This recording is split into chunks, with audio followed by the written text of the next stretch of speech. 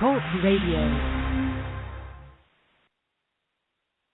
Bichiamo Afurakani Afuraitkaitnit Neye EGUA Medinde Odwirafo Kwesi Nehem Ptah Akhan. Akwamumai Marukai Tifimu Odwirafo. That means greetings to all Afurakani Afuraitkaitnit people, meaning Africans, black people. Today is EGUA Day, Marketplace Day. My name is Odwirafo Kwesi Nehem Ptah Akhan. Odwirafo of the Akwamu Nation in North America. Yedase, we thank you for tuning in once again. We are opening up the chat room right now.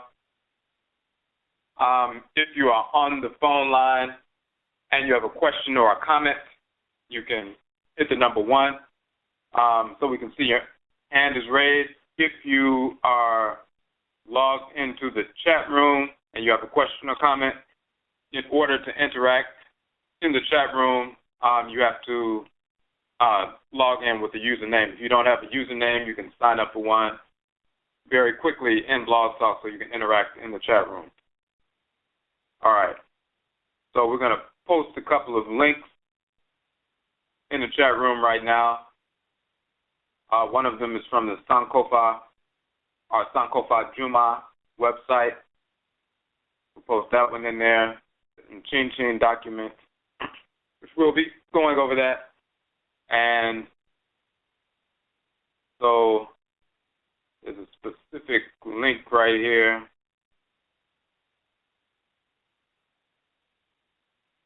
And we're going to put that in from a news clipping. I'm going to put that link in here as well. Okay, and if you have any questions or comments also from the previous broadcast, if you didn't get a chance to ask a question, you can also ask a question about that. For individuals who are new, we do have 3 broadcasts on a weekly basis. Joada, which is Monday. We have Akhan for Nanasom, ancient, authentic Akhan ancestral religion, where we deal with the Akhan expression of Nanasom ancestral religion to give some accurate information. There's misinformation coming from the Western Hemisphere, but as well as individuals on the continent who have been infected with Christianity and Islam and white culture and so forth, and they've woven that infection or those infections into the practice of ancestral religion to the extent that many people don't recognize that what they're being taught or shown coming from the continent very often, whether it's Akhan people or any other group, depending on the level of the infection, is not really an authentic expression of culture. It's culture corrupted with white pseudo-spirituality. So certain cosmological foundations of culture are distorted. And then we get that information sometimes from such individuals and we embrace it, and then we assume that we're engaged in authentic practice, which we are not. So we deal with the Akhan expression in detail on Joada Mondays.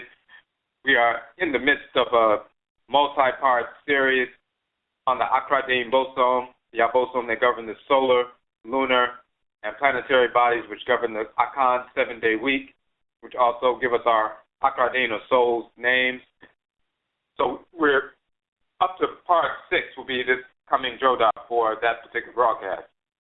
So we're going through that. On Benada, Tuesdays, Benada, we have Ojira, which means purification. So we deal with Afurakani, Afuraitkaitnit ancestral religion in general, the purified aspect of that and how it affects every aspect of our lives with regard to culture, with regard to politics, with regard to our social interactions with one another, with regard to economics, with regard to every aspect of our existence. So we deal with that. We read from text from ancient Kemet, give proper analysis with regarding to our ritual practices, cosmological understandings of the practices, underpinnings of the practices, and so forth. So we go into a great deal of information. And then, of course, today is Marketplace Day, EGUA. We have had, to date, we have, I believe it is 88 broadcasts, or this will be the 88th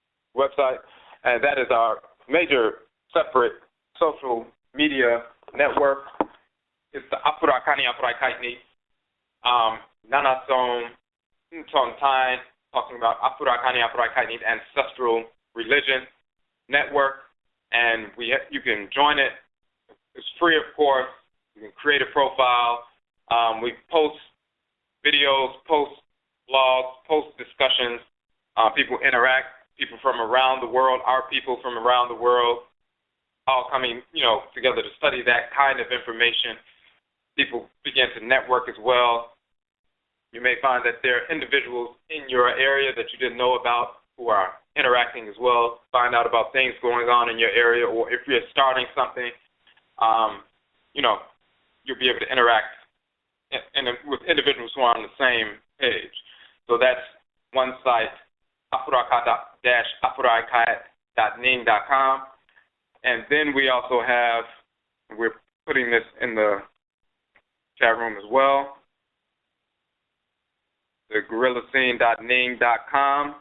And that's dealing with, we have that Guerrilla Scene, SCENE, guerrillascene.ning.com. We also have Guerrilla Scene on Facebook as a fan page, basically, institution page, dealing with ancestral hip-hop, ancestral R&B, ancestral spoken word, ancestral soul, and so forth, promoting artists who use their craft to put forward information that is beneficial to our people. So we'll post, and you can go to the site, you can join the site, you can join that network, as well as go to the fan page, like the page, and we post, males and female artists, of course, only our people, obviously, dealing with, information that is beneficial to our people. We need to have an outlet for individuals who are artistic, who are creative, but they're transmitting and transferring our ancestral values. So we're going to increase the activity on those sites, and we're going to have some shows specifically dedicated to such artists, male and female, who are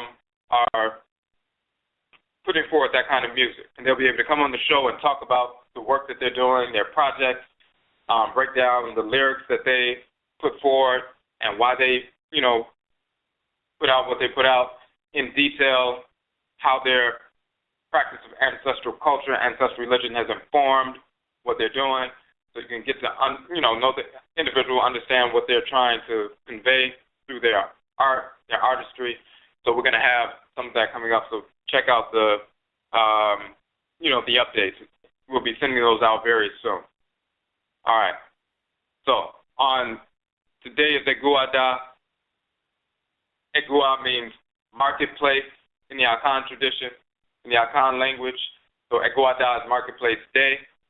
What we deal with on EGUA Da is a couple of things. We've had a number of individuals come on who have businesses, entrepreneurs, or organizations or institutions like homeschooling institutions or other kinds of educational institutions. People have products, services. They serve the Afurakani, Afuraitkaitnit community in a positive fashion, but also have our ancestral values, and their ancestral values support the work that they are doing. So it's not just any black business or any person that's in business who may be an entrepreneur, but they may be putting forward a product that supports white culture or supports white values. We don't entertain that. The people that come onto the show, they have a product and or a service, institution, organization that benefits the community and transmits our ancestral values at the same time. So that's the key. And then we also have shows dealing with just as many shows. We have people come on, we have just as many where we deal with the philosophy behind an ancestral approach, an Afurakani Afuraitkaitnit ancestral approach to trade and commerce from a moral foundation rooted in Nyame wa Nyame in Sheshe, which is divine order. And we're going to kind of deal with that tonight. So just want to make sure individuals in the chat room, if you want to interact, you do have to log in with the username. And then if you have a question or a comment on the phone line, you can hit the number 1, and we'll answer that. Before we get started, we're going to take a call real quick before we get started, and then we'll move forward with the presentation. Oh, wow. Okay, Michiawo, you had a question or a comment on the phone line? Yes. Well, first question I have to ask is, you talked about this on Monday about menstruation, and my bigger question is on I think with women being, I don't know if it's banned or, quarantine. I'm still a little question mark about that. Quarantine from what? What you're trying to implement? Whether back in ancient time or cultural times, what women quarantine in? Now, when we were talking about on Monday when we talked about the obra dying, what we were saying was that it's not a notion of being quarantined. That's what we were saying. So even though some groups, because of influence of Islamic Christianity and white culture and so forth, they will engage in some practices like that because they've learned that from white Arabs and everything else. And they'll say that the women are unclean because they're having their cycle, and the reason why it's taboo to cook food and different things like that is because they're unclean, and then they will engage in some form of quarantine and so forth. When we talk about the obra dying or the sanctuary dying for women who are in the obra state or going through their menses, having their cycle, that's when sisters get together to fuse that energy. It's not a notion of being unclean, it's a notion of being extremely receptive when that ovum is passing through. And ovum has the capacity, obviously, to attract spirit and fix the spirit and hold spirit. Obviously, the ovum that became each one of us, it was strong enough, like a miniature asase, a miniature earth. It had enough magnetism in combination with the sperm cell and becoming a zygote to pull an ancestral spirit in and hold that ancestral spirit fast to that little ovum. It's a great magnet. So it can pull a spirit and keep the spirit there, and 40 weeks later that individual is born as a child. So clearly an ovum has that kind of magnetism. So when you're passing an ovum through, body, it is a magnet. If somebody is not in harmony with Nyamewa, Nyame, and Sheshe, it's a great magnet, and they don't know how to repel the negative spirits that they could also draw. But if they align themselves with Nyamewa, Nyame, and Sheshe, their magnetism will only be for those spirits, those Samanto ancestors who are harmonious, as well as the Abosom and so forth. So they get together to fuse that energy and recalibrate that energy so they don't get off track. Clearly, some individuals, when they're going through their cycle, hormones shift. They don't know how to handle that, whether it's dietarily or spiritually. Then they have manifestations of mood swings and different things like that, or depression or anxiety or a number of different things. So it's not only dietary, it has to do with who and what are you receptive to during that time of the month, because you become very receptive, you become very magnetic. So it can be utilized in a positive sense when you calibrate that energy properly, but if you're out of harmony, then it's a problem. So when sisters get together, it's for the purpose of aligning that energy in a harmonious fashion. So it's, in a proper sense, it has nothing to do with the quarantine. The only time you have that quarantine notion is when people have embraced white culture. Okay. All right.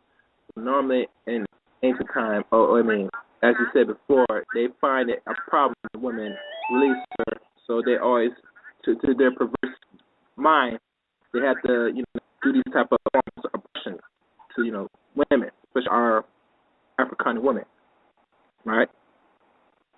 But you were breaking up a little bit. Your phone was breaking up a little bit. Can you say that again? It says, so with these type of, I guess, in regards to quarantine, let's say the Afurakani women, they find it's to them, to their psychology or their mind, they find it offensive or something, a problem when they find that when women menstruate is somewhat of a perversion to them. So that's why they kind of quarantine the women. I mean, well, our women. Am I right? When they see right. And that's why they label it unclean and dirty and all these different things.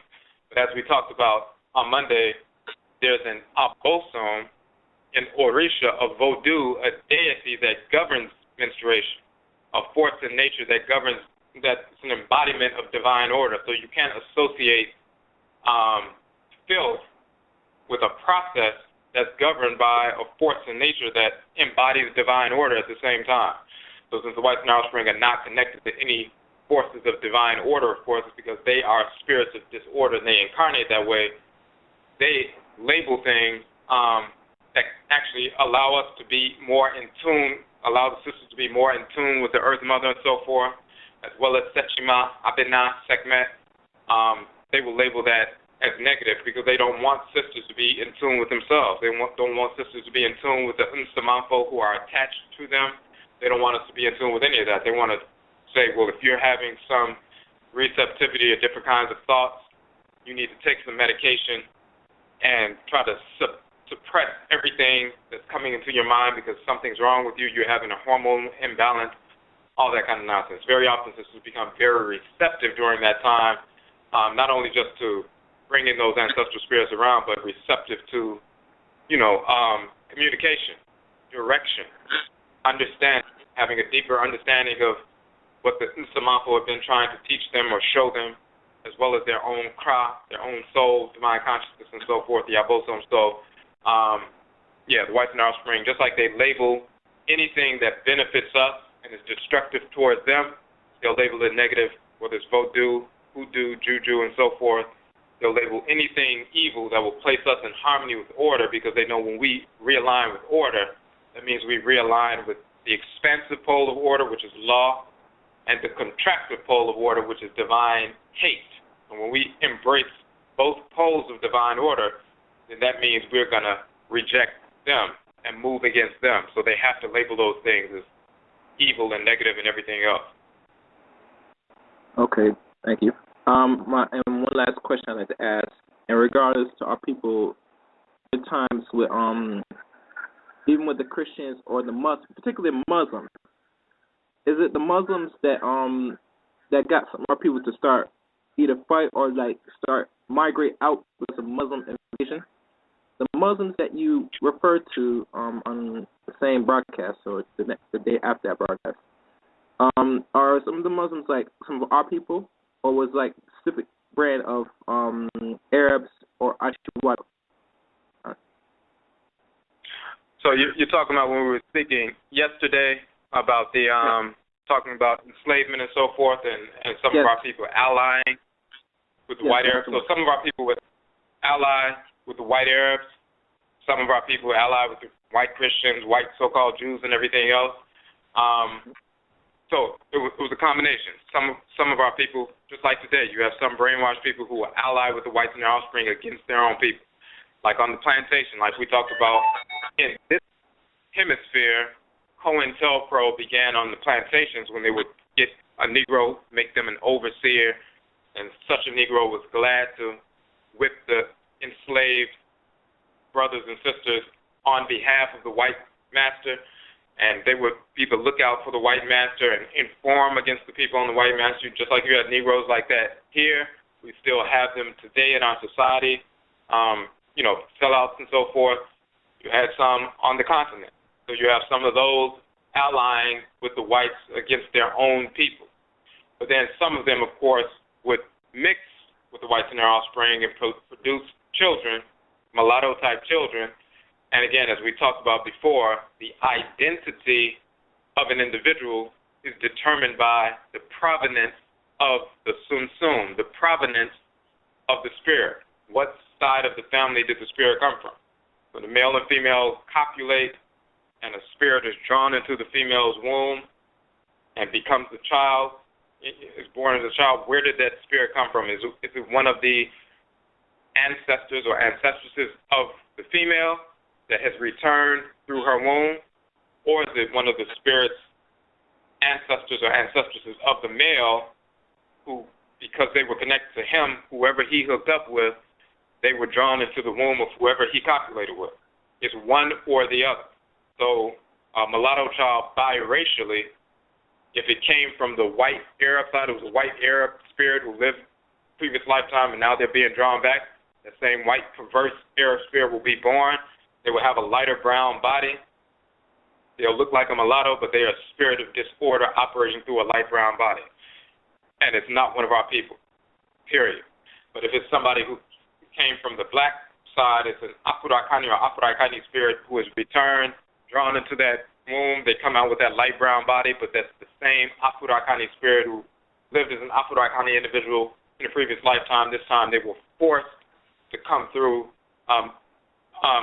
interracial coupling and forced to have a light brown body and forced to have a white Arab parent, but in reality they're an Afurakani individual. So sometimes it was Negroes allied with the whites in their offspring, like some of these individuals who call themselves Moors, allied with the whites in their offspring against the rest of the people because they were Negroes, mentally enslaved, self-destructive. But then you have sometimes they would engage in miscegenation and reproduce a population of albinos, many of whom, some of them were our people, but some of them were not. So that's what was going on. All right. Thanks for answering my questions tonight. And that's it. Okay. Yeni say that.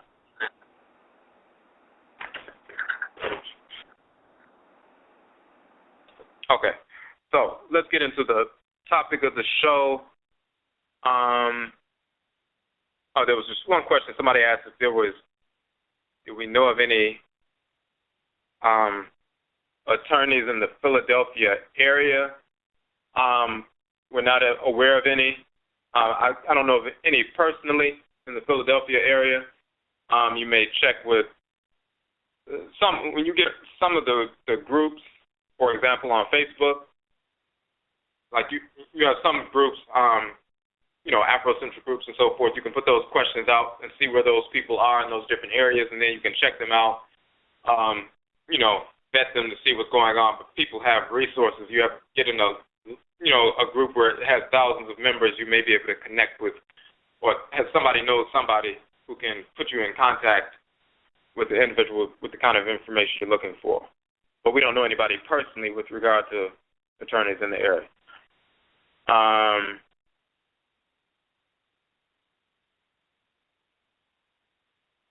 Okay, and there was one last question before we get started. It says, does the Hebrew language have any purpose to some of our people here that speak it? It has absolutely no purpose at all. There's nothing sacred about Hebrew. It's just a corruption. When our people migrated from Afuraitkaitnit up into Europe, Southern Europe, the Levant, and into Southern Asia and so forth, of course, we were still speaking our traditional languages, which very often linguists will call Niger-Congo languages. They have different classifications. We would say Khan languages, but what they would say Niger-Congo languages. With the infection of the whites and their offspring and some of their linguistic elements corrupting that root language, then you get the manifestation of what are later called Afro-Asiatic languages. So that's just a traditional Niger-Congo language with corruptions from the whites and their offspring. Those corruptions manifest this new quote-unquote language. It's not really a language family in reality. But it's nothing sacred about it at all. And it's in reality, to call it the Hebrew language, it's not even accurate either, because there were no ancient Hebrews in existence. And we went into some of that last night, and you can also see the Kuku-Tuntun, the ancestral jurisdiction, for details about how the whole story of Abraham, Isaac, Ishmael, Moses, Aaron, Solomon, Sheba, Menelik, all these characters are absolutely fictional, never existed of any race whatsoever or in any form whatsoever. The name of the show, the topic, OKOM, and we say starving the beast for economic development. OKOM in the Akhan tradition has a number of different definitions, but they're all related. Kom is really kom mu. Ka means to go, mu means within. So komu or kom means to go within. Now, on one hand, it means that's a term utilized for possession, like spirit possession. When abosom or samampo possess someone, the spirit goes within, takes possession of the individual, alights upon the individual, goes within, and operates through the body of the individual, going within. Kom, and they'll say the OKOM dance, and you have people who are akomfo, people who are priests and priestesses, meaning those who get possessed by the abosom and so forth. That's one meaning. And you'll find that kom in ancient Kemet means to possess, to grasp, to seize, to embrace. It's the exact same term from ancient Kemet and Khanit, Nubia, ancient Egypt and Nubia, Kemet and Khanit, because it's the same language derived from our ancient languages. So you'll find the exact same meaning. Akom also means hunger. So, and call, move, to call, go, move within. So, of course, when you consume food, you consume the food and you pull the food within, and the call, move goes within you. And then once it gets in you, the vitamins, the minerals, and everything else stimulate you and give you that energy and vitality you need to execute your function in creation. Just like the food does that when it goes inside of you and transforms you and energizes you. The same thing happens when a spirit enters inside of you. So akom, meaning hunger in that sense. Akom, meaning the hunger or yearning for the spiritual force to enter and connect and operate through the vehicle. Same kind of thing. So that's why the general term akom meaning hunger, akom also meaning possession, same term. And then you have akom bere, which is bere means place. That's one of the meanings of bere. So akom bere is the akom or hunger, bere place, which of course is the throat, the hunger place. And then you'll find that kom in ancient Kemet means throat or neck as well. So again, same terms, talking about the same thing. Nkom means communication, specifically dealing with spiritual communication and oracle spiritual communication. The term Nkom Ba means conversation. Ba means to make or to create. Nkom means communication. So Nkomba or Nkoma means, in a general sense, communication, conversation, talking about going within, communication, and so forth. Nkom typically is talking about spiritual communication. Somebody communicates with the spirit. It doesn't have to be possession. Possession will be akom. Spiritual communication will be nkom. If you hear the unsamampo speak with you, or you see them, or you feel them, or whatever, but even if spirit comes to you in a dream, comes to you at a shrine, comes to you throughout the course of the day, spiritual communication, divination, and so forth, nkom has to do with that. And you'll find those similar terms in Kemet talking about communicating with the spirit, possession, these various things. So that Akom dealing with a hunger, possession, hunger and possession. When we talk about Akom as the name of our method for capital development, economic development for businesses, Afurakani, Afuraitkaitnit businesses, organizations, institutions, and entrepreneurs. We're talking about not only the hunger that we have to pull those things in, move, but also creating a quote-unquote hunger, meaning we're starving the beast for economic development. So, and we say we possess all that we need in order to secure the success of Afurakani, Afuraitkaitnit, African business and commerce. So when we talk about that, starving the beast, make them hungry, quote unquote, so we can satisfy what we need. We have resources. Our businesses are suffering, but we have resources. So why aren't we marrying the resources that we have to stimulate the businesses in the community?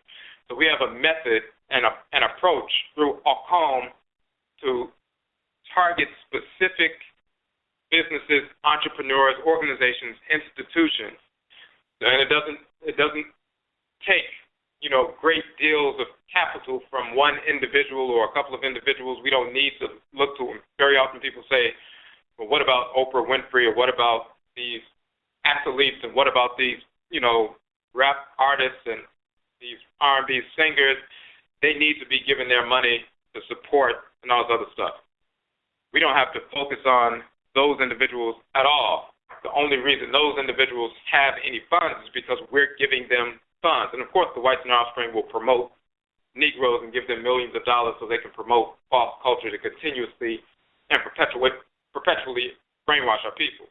But we have the funds ourselves. So instead of funding such individuals or funding white businesses to the extent where it's for no reason, we can starve the beast and we can move forward and take the capital that we've been wasting and reallocate it towards targeted institutions, organizations, entrepreneurs, businesses, and so forth. So first, let's look real quick. We put a link up in the chat room. I'll put the link back up there just so people can see. You can get this information all over the internet. This is just one of many sites that talks about this. This Urban Insight, talking about the purchasing power of Afurakani, Afuraitkaitnit people in America. Now, people hear these statistics all the time, and they'll say, well, if we have this purchasing power, all we need to do is have a strategy to, get our people to support black businesses. It's not just about that. If that was all you needed, was just a little strategy, then it would have happened a long time ago. Of course, we have to deal with the spirituality or quote-unquote psychology of our people. Why don't we move forward and support our businesses? Why do we give money to Asians and Arabs and Hindus and other criminal types in our neighborhoods who despise us? And we constantly, you see people going to these stores and arguing and cursing these individuals out and snatching stuff and slamming things on the counter, rightfully angry at the Arabs and the Arab grocers and the Korean grocers and everything else, but yet they keep coming back to these stores. Even if they have a different option, they'll just go in there for an antagonistic interaction as opposed to focusing on supporting a black business. And then sometimes even if a black business opens up in the same region, they may not support that business and it ends up closing down with the same products, but then they'll have to go back to the Asian grocer, Arab grocer, Hindu grocer, and so forth, and they're always in conflict. And of course, we're always going to be in conflict with them. So what is it inside of us that makes us so self-hating, self-loathing, that we refuse to support our own? Once you embrace culture, this is why culture is key. This is why the whites and their offspring don't want us talking about ancestral culture or religion, and they put forth this narrative and this meme that within the mouths of the COINTELPRO type Negroes, you Negroes need to stop talking about culture and religion. You need to, get down to business and focus on action and stop talking about culture is not important. Ancestral religion is not important. That's not going to help us. That's never helped us. That's why we ended up in slavery, all that kind of foolishness. Now, we destroyed that whole notion of us embracing our ancestral religions led us to slavery. We proved last night, and you can download that broadcast, that the only time we suffered is when we left the ancestral religion alone. But when we embraced it, we defeated enslavement. So we proved that last night. But the same thing here, when people try to separate culture, ancestral religion from economics as well as politics and our social interactions with one another, when they try to separate that, that is a strategy of the whites and our offspring to keep us in disharmony, in a perpetual state of disharmony. When you embrace your ancestral culture, you embrace your ancestral values. You embrace fundamentally Nyame wa Nyame and Sheshe. You incorporate law and you restore order through exercising divine hate. You exercise divine law or love, and you exercise divine hate. You incorporate through law those things, objects, deeds, and entities you need to incorporate in order to harmonize your thoughts, intentions, and actions with divine order. And through divine hate, you reject or repel those things, objects, deeds, and entities that you need to reject, repel, and destroy in order to bring balance to your life and maintain balance within your life. So if you embrace culture, you're embracing the law or love of order and the hate of disorder and its purveyors. If you embrace culture, embrace amamre culture, that means you're going to incorporate those things, objects, and deeds and entities that will bring, yourself into in harmony with the law. Will bring balance to your life. And if there are imbalances, then through divine hate, you reject them. So if you know you need certain products, services, organizations, institutions, and so forth, when you embrace culture, you're naturally aligned towards those things that you need, supporting within your community. And then through divine hate, just instinctively, you will repel. You won't even have a desire. You'll be repulsed by the thought of supporting one of the whites and their offspring in our community, selling us things, objects, entities, as well as deeds that are self-destructive for us.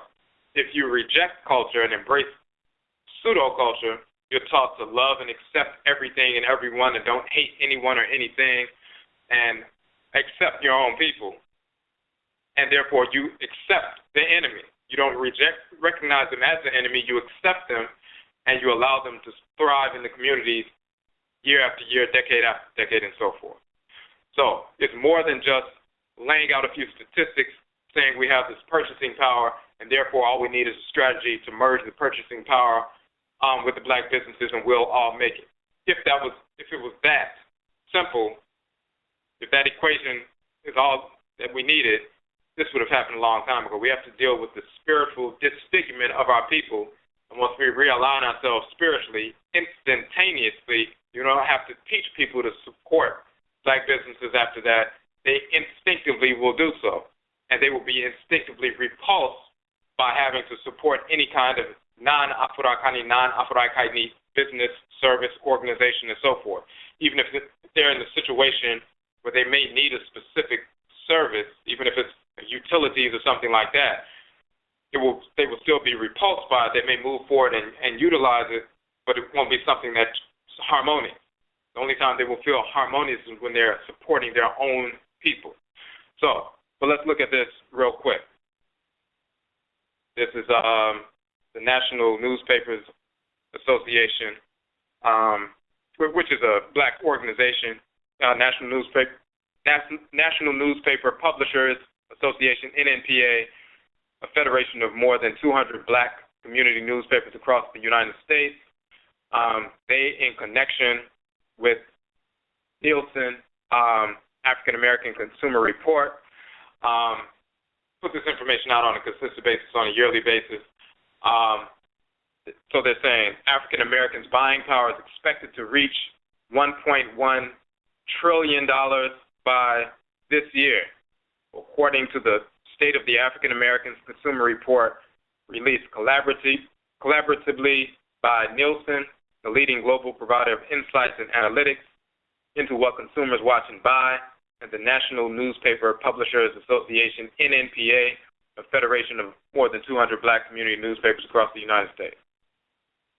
This growing economic potential presents an opportunity for Fortune 500 companies to examine and further understand this important flourishing market segment. Likewise, when consumers are more aware of their buying power, it can help them make informed decisions about the companies they choose to support. Too often, companies don't realize the inherent differences of our community and not aware of the market size impact and have not optimized efforts to develop messages beyond those that coincide with Black History Month. So they're having these same conversations. Only thing that's important, $1.1 trillion of purchasing power this year. They give some statistics with a buying power of nearly $1 trillion annually. If African Americans were a country, we'd be the 16th largest country on earth based on resources.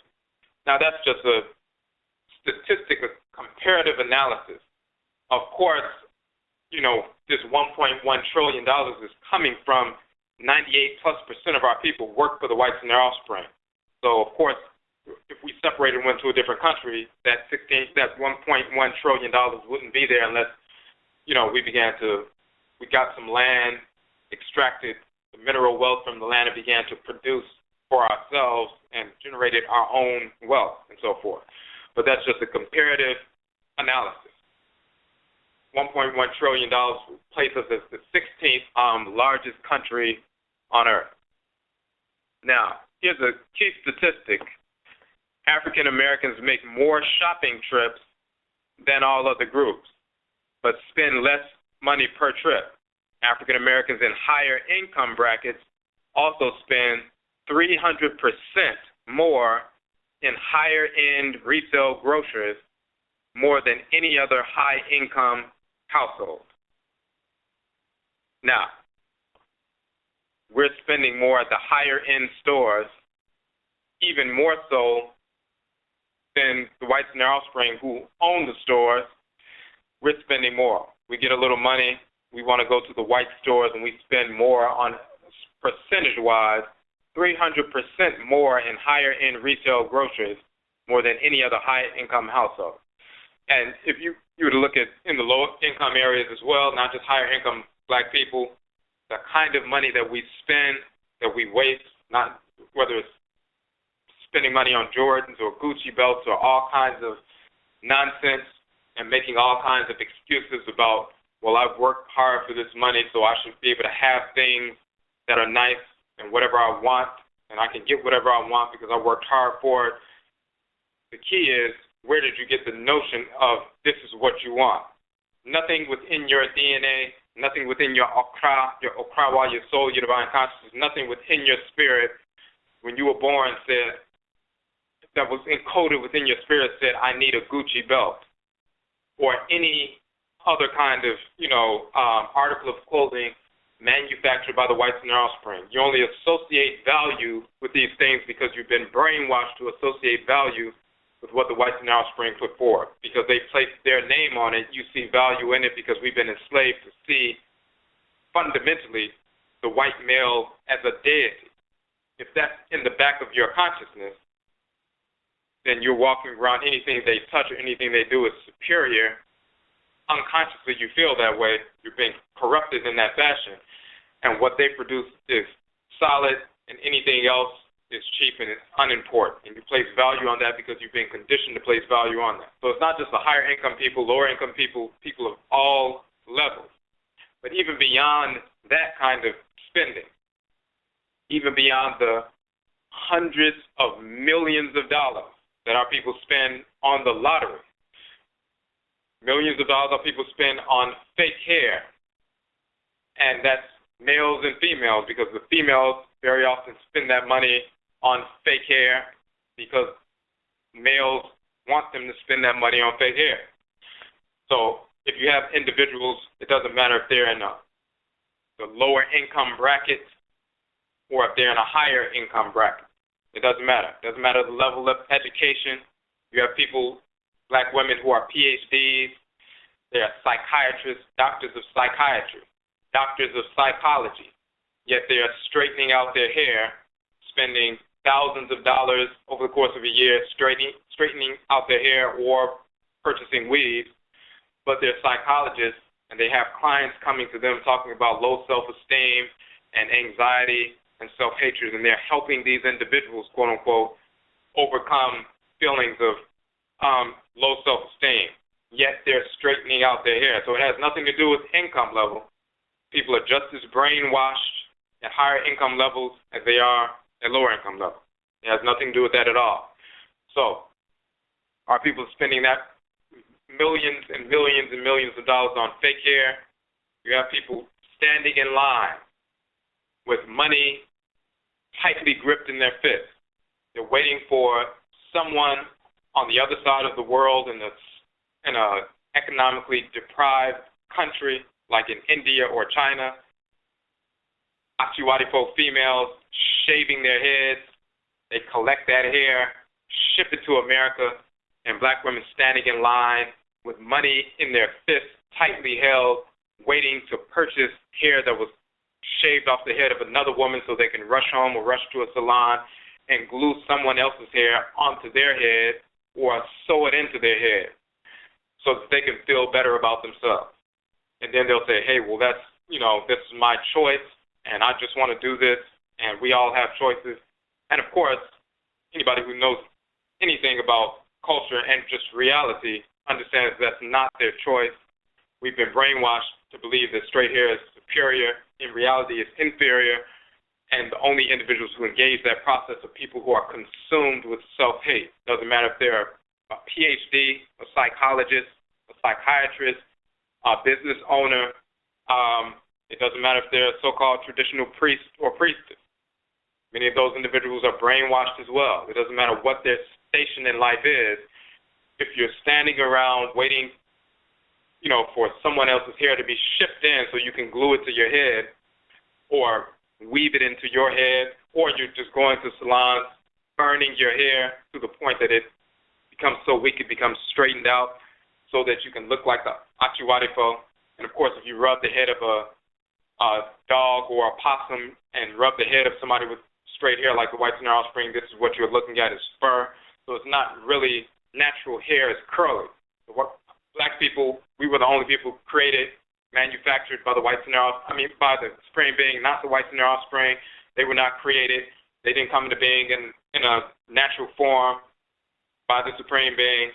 We are the only people who came into being by divine fiat, by divine sanction. And we came into being with naturally coiled or curled hair. That's what human beings have. Animals have straight hair, that's called fur. Some of our people have mixed with the whites in our offspring and our hair has become weak. But that's not a natural state. So females engaging in that process and males supporting females and encouraging females to engage in that process, where otherwise some of the females wear their hair natural because all these males prefer straight hair and so forth. They go ahead and do what the males want them to do. So it's on both sides. That's another billions of dollars.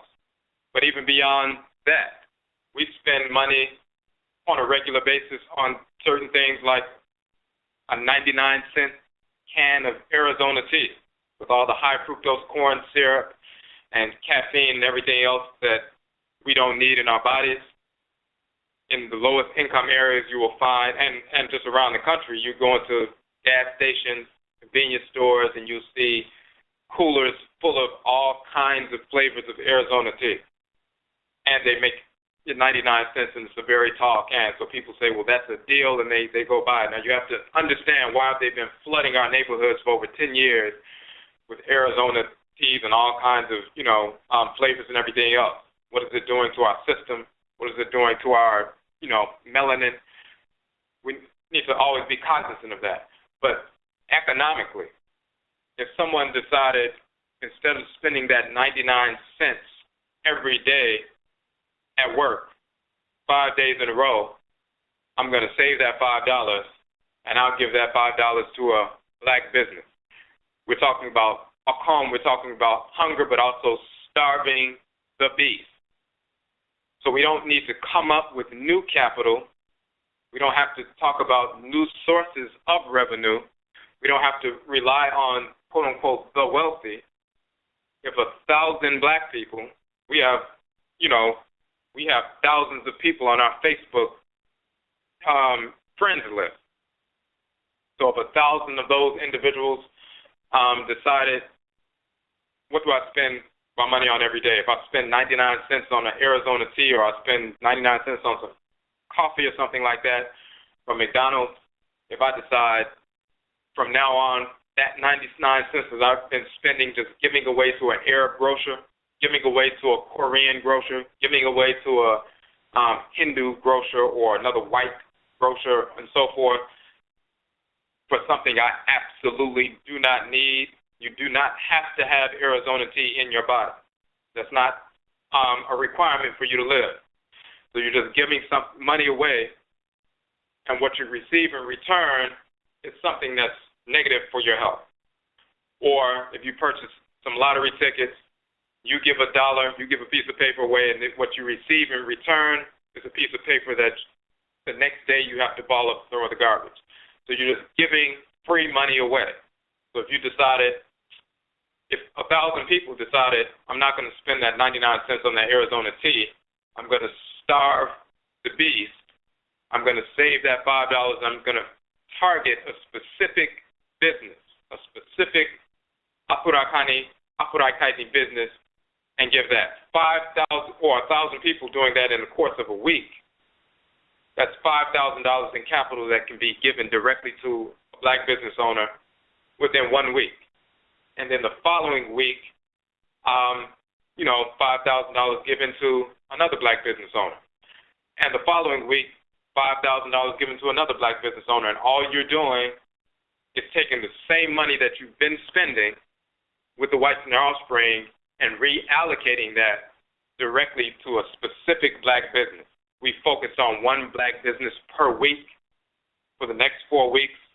Imagine some of these entrepreneurs we have, and what we're going to do is target, for example, the individuals we've had on our EGUA Marketplace Day shows. We had Dr. Afivi Adiro, who's a naturopath, and Mama Mawusi Ashakir, who has the homeschooling network, is also a healer and certifies people in herbalism and everything else and natural health. We've had the sister Mook Kajara, Nia Nebet with Raseki. We've had Kamal Makesi Tahuti, who has a show on Blog Talk as well, Africa's Reascension, but he also has published How to Make a Negro Christian, showing how whites and their offspring methodically and meticulously began to indoctrinate our people with Christianity near the end of enslavement, especially after the Okunfo Yao or Nat Turner Rebellion, when it struck fear in the hearts of the whites and offspring across the country. They knew they were being forced into a position of abolition and emancipation, so they began to say, if we're going to move in that direction, we're being forced, because these people are going to massacre all of us. Let's begin to move towards indoctrinating as many of them as possible with this fake religion to enslave them mentally, so when we free them physically, or rather when they have freed themselves physically because we forced emancipation, we can still control them to the best of our ability. So he published that book. He also published his African World Analysis. We have Baba Jason Thigpen dealing with IT, information technology. We have the brother with Pan-African Designs, Brother James Bowser. He came on the show. He has the clothing line. He has a number of new products as well. All those broadcasts, you can download those broadcasts, listen to these individuals talk about their businesses. And in fact, I just want to go real quick and list the individuals because I don't want to miss anybody that we had. You can go through the archives on the channel. I just want to make sure we didn't miss anybody. But the key, as I'm pulling this up, the key is we don't have to rely on the quote-unquote wealthy entertainers or anybody else. We don't have to generate new capital. We have all the capital we need.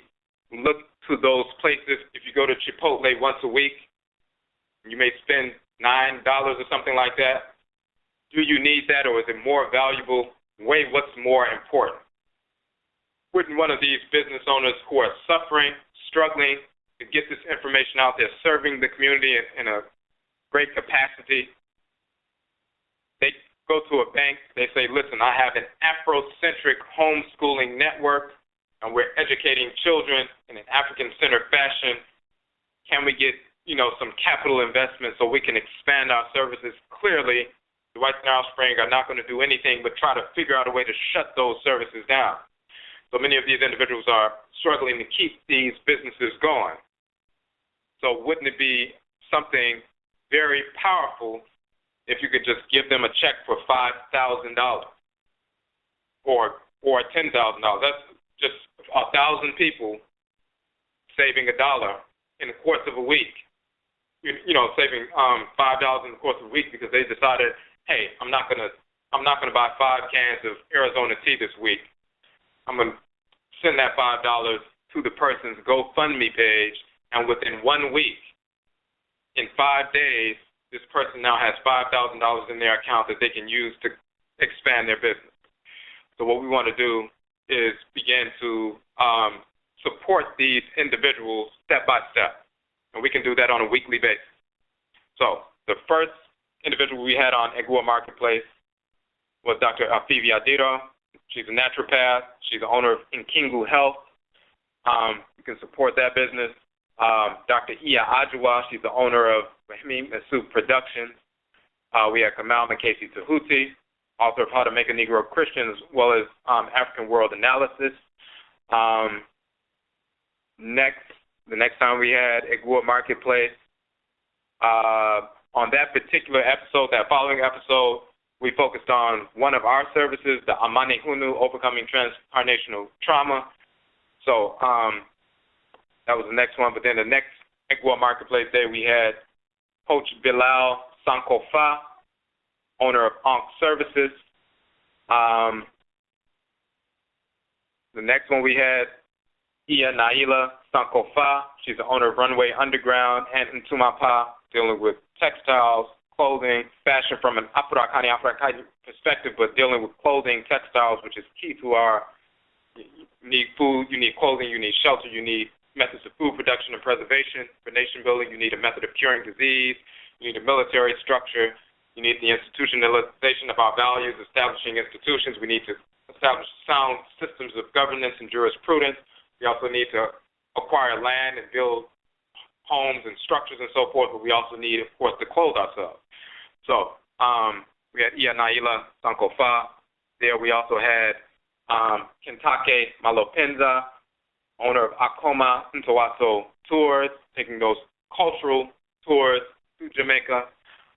We had Rekit Kajara Niyaya Nebihet, founder of Raseki.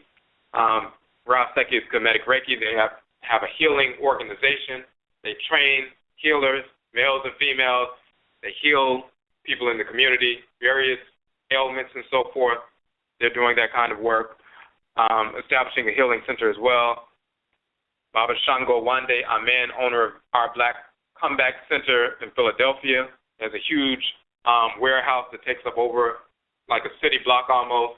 They need assistance in the work that they're doing. Mama Mawusi Ashakir, she's a healerist, educator, had her on the show. Another marketplace piece we did, we talked about our institution as well, Akongwa Suya. We had Sister Enna Njideka Karmo, she's the director of Fawo Hodie Suya, which is another homeschooling piece online where you can go on, sign up for those classes. They're teaching the children, but they teach adults as well. They have a number of instructors. Let's go up. Baba Jason Thigpen, as we talked about earlier, Just Right Technology, teaching information technology to youth as well as adults, also from a culturally grounded perspective. Let's go to the next page. Just want to make sure we get to everybody that we've had on the show over the past few months. So you can see that we have a specific, and we will be adding more individuals on the show as well. So we'll have more, we've talked to a number of individuals who want to come on the show. We just have to get the scheduling down. So we're going to continuously have these Black businesses, entrepreneurs, institutions, organizations that are doing good work in the community, serving the community, and transferring and transmitting our ancestral values to the community through the agency of their work. So these are the kind of individuals we want to support. Just scrolling up real quick. Sister Ma'at Ma'al Keru, she's the author of What's in Your Womb, talking about the healing of the womb of the Afuraitkaitnit woman from a cultural perspective. She's a spiritualist, priestess, Kameti priestess, and so forth. She has a foundation, as a matter of fact, a Ma'at Foundation, where, they utilize the funds they receive through the foundation to actually assist healers and healeresses in our community, because very often people who engage in healing practices, we do divination and things like that for the community, provide free services for the community. Very often, such individuals, because of that consistent work, and that's all they're doing, 24/7, 9 to 5, and so forth, they don't always have the funds to support certain endeavors or even cover everything, so they develop the foundation to assist the healers and the healers. So they're doing great work as well, including, of course, and just doing the work with regard to healing the sisters with regard to focusing on the womb and the nature of the womb and so forth, with her book, What's in Your Womb. A couple more. Brother Alsar Ma'al-Keru Amin Ra, as we said, Pan-African Designs, has the shirts. If you see the hawk, the Ra Harakuti hawk with the golden disc on his head and the outstretched wings, you see some of those shirts with the red, black, and green feathers of the hawk, you're looking at Pan-African Design. So you have the T-shirts, long sleeve, short sleeve, tank tops, sweatshirts. They have hoodies. They have caps, skull caps, and so forth. A number of different things. The flags, and they do excellent work. They're committed to excellence with regard to their craft. So we had the brother on the show. It was a good show. There's another individual you want to support. And I think we have one more up here. Just want to make sure. I think that was the last individual we had since that. So that was the last individual we had on the show talking about the business. So, so what we're talking about here with regard to our OKOM process, we're going to target a business on a weekly basis, and you don't have to limit it to a week. Target one of these businesses. Some of them already have GoFundMe pages. Some of them just have, a donate button on their website. When you go through the broadcast archives, you'll see the links to their website and so forth. Target a business on a weekly basis, and these individuals will have an infusion of capital within days, not being dependent on white banks, not having to close their doors. Sometimes individuals have to pull back on services. Sometimes we ourselves have to pull back on certain services. Of course, we make all of our books free, available, so any of our people around the world can download our books free, whether they have the funds or not. And then if they do have some funds and they'd like to make a purchase, they can read the book ahead of time. If they like the book, then, they can see if they like it or not. They don't have to just purchase a book, and then they may not like it when they purchase it. They can read the entire book first. And if they appreciate it, then if they want to purchase the softcover version, they can do so as well. But sometimes there are other services we had to pull back on, or certain trips that we had to pull back on because individuals wanted us to come out. They were trying to schedule certain things, but they didn't have as much support in the community to generate the funds to cover a facility, to rent a facility out, to have a presentation. We don't charge for presentations. When we go out to different cities, we've been to a number of different cities, different states presenting. We don't charge an admissions fee for speaking. And we don't charge a speaker's fee for individuals who organize the events. So the only kind of expense that will be involved when people bring us out to their city, like if you wanted us to come to California, something like that, or Tennessee or Idaho. Of course, there are black people in Idaho, by the way, or wherever you are. We don't charge a speaker's fee, and we don't charge. We stipulate that no one can be charged to come here and speak. It must be a free event. So therefore, the only expense that an organizer would have to cover is the travel expense, unless it's somewhere close that we drive to. Then there's no travel expense there either. So if they don't have to cover that travel expense, the only thing left will be possibly the rental of a facility if they can't find a free facility. Like sometimes you have community centers. All you have to do is sign up for them and you don't have to pay anything, or maybe some nominal fee like $30 per hour or something like that. But sometimes the only centers that people have in their area, they cost a little bit more. Or if they fly us out, then they have to cover the expense as well. So sometimes individuals don't have that kind of support, and they wanted us to come out, but they weren't able to generate the funds to do so. Most of the time when you have speakers going back and forth, coming out to different places.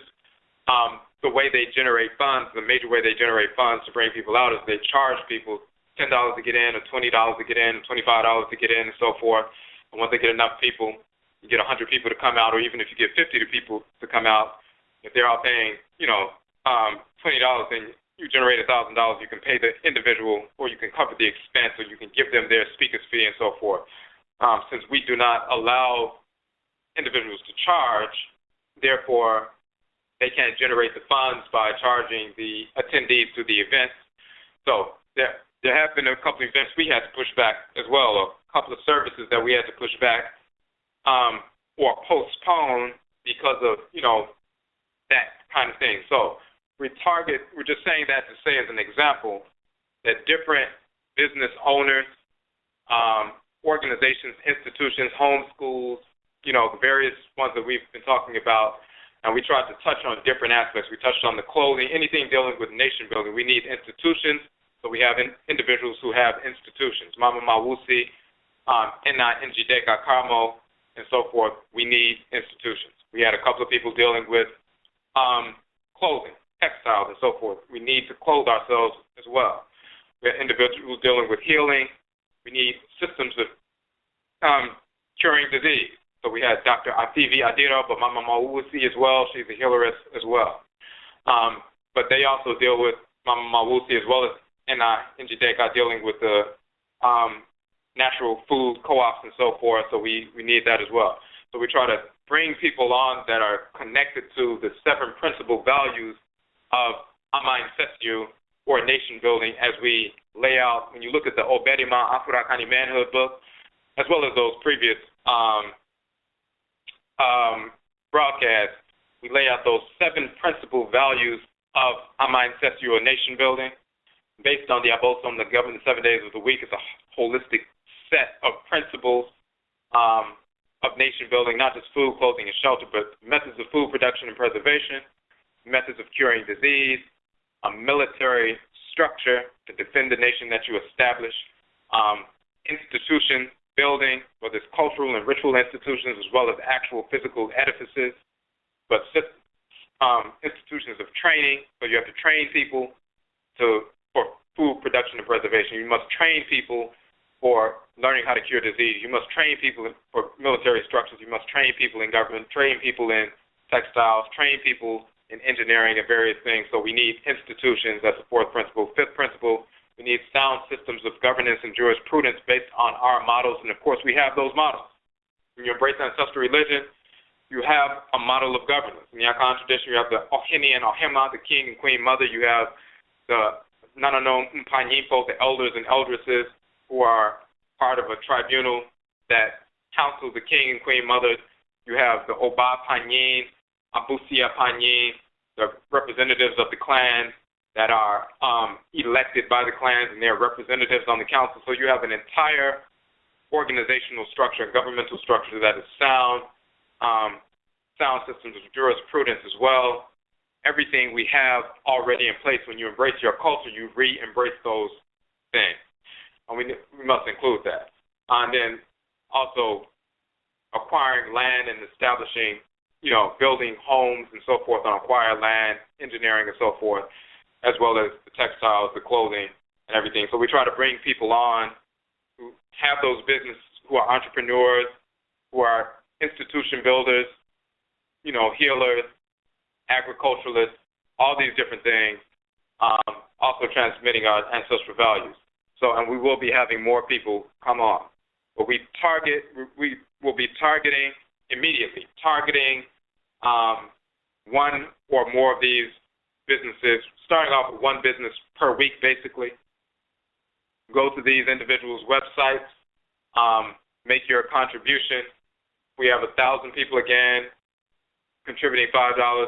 That's a $5,000 infusion of capital for one of these entrepreneurs.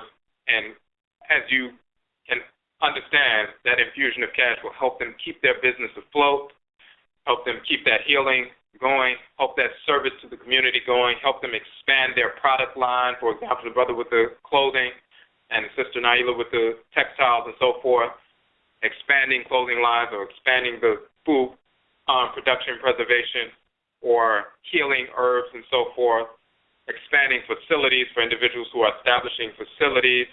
I know the sister Mukajara dealing with Raseki is working to establish a healing center for individuals to come to for healing and so forth.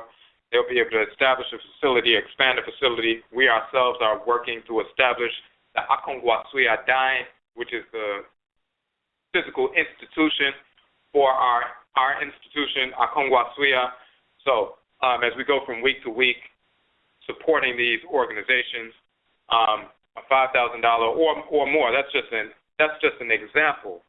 If it was just 1,000 people who gave, starved the beast of $5 and gave that $5 to a specific organization, then the next individual or organization, entrepreneur organization, the next week, starve the beast of that $5 through Akhan, and then, reallocate those funds to the next business, and now that individual has a $5,000 infusion of capital.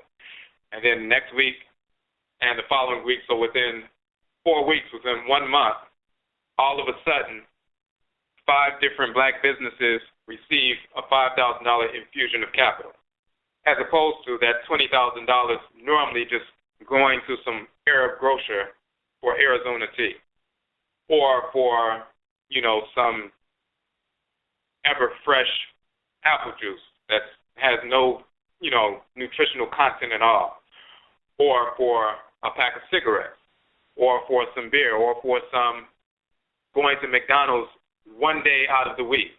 One specific day, if you normally spend $6 at McDonald's or something like that, throughout the course of a week, or you take a lunch, and sometimes you don't take a lunch and you're at work and you say, well, I'm going to run to McDonald's real quick. Once a week, you say, well, I'm not going to spend this $6 at McDonald's, or I may not spend $10 at McDonald's. I'm going to take that $10, I'm going to give it to one of these black businesses. I'm going to starve the beast and give those funds to one of these individual organizations that we're focused on for the week. Now, the $5 is cool. If somebody gave $10, then 1,000 people giving $10 each, $10,000. Imagine an entrepreneur that's struggling, keeping their healing business afloat, and 1 week from today, they look in their GoFundMe account and they have $10,000 to expand their business or save their business, or bring those things back online that they were already putting forward, but they had to pull back on certain products because they didn't have the funds to move forward, or expand the facility so that more people in our community can be served by the facility. Typically, you can't go to some funding source, whether it's a bank, whether it's a white bank or a black bank, and try to get the funding to support that kind of business. Whether you are just starting out, if you had the business for a couple of years, they want to see a certain criteria. They don't see any value in the business. They think it's going to fail anyway and so forth. Well, they take you through all kinds of changes. We really don't have to go through any of that. We can starve the beast and stop giving our money to the beast and take the exact same funds, give $10 to a business that will turn into, when we're unified, just a small group of people unified, that will turn into thousands of dollars of capital investment that will build up these businesses and the people that they serve. So, let me scroll up. I saw something in the chat room. I just want to make sure I didn't miss anything. If you have a question or a comment, on the phone line, just hit the number 1. We can see your hand is raised. If you have a question or comment, of course, in the chat room, you do need to log in if you want to make a question or a comment in the chat room. I thought I saw a couple of comments here in the chat room. Just want to scroll down and make sure we didn't miss anything. Okay. And it looks like somebody was saying,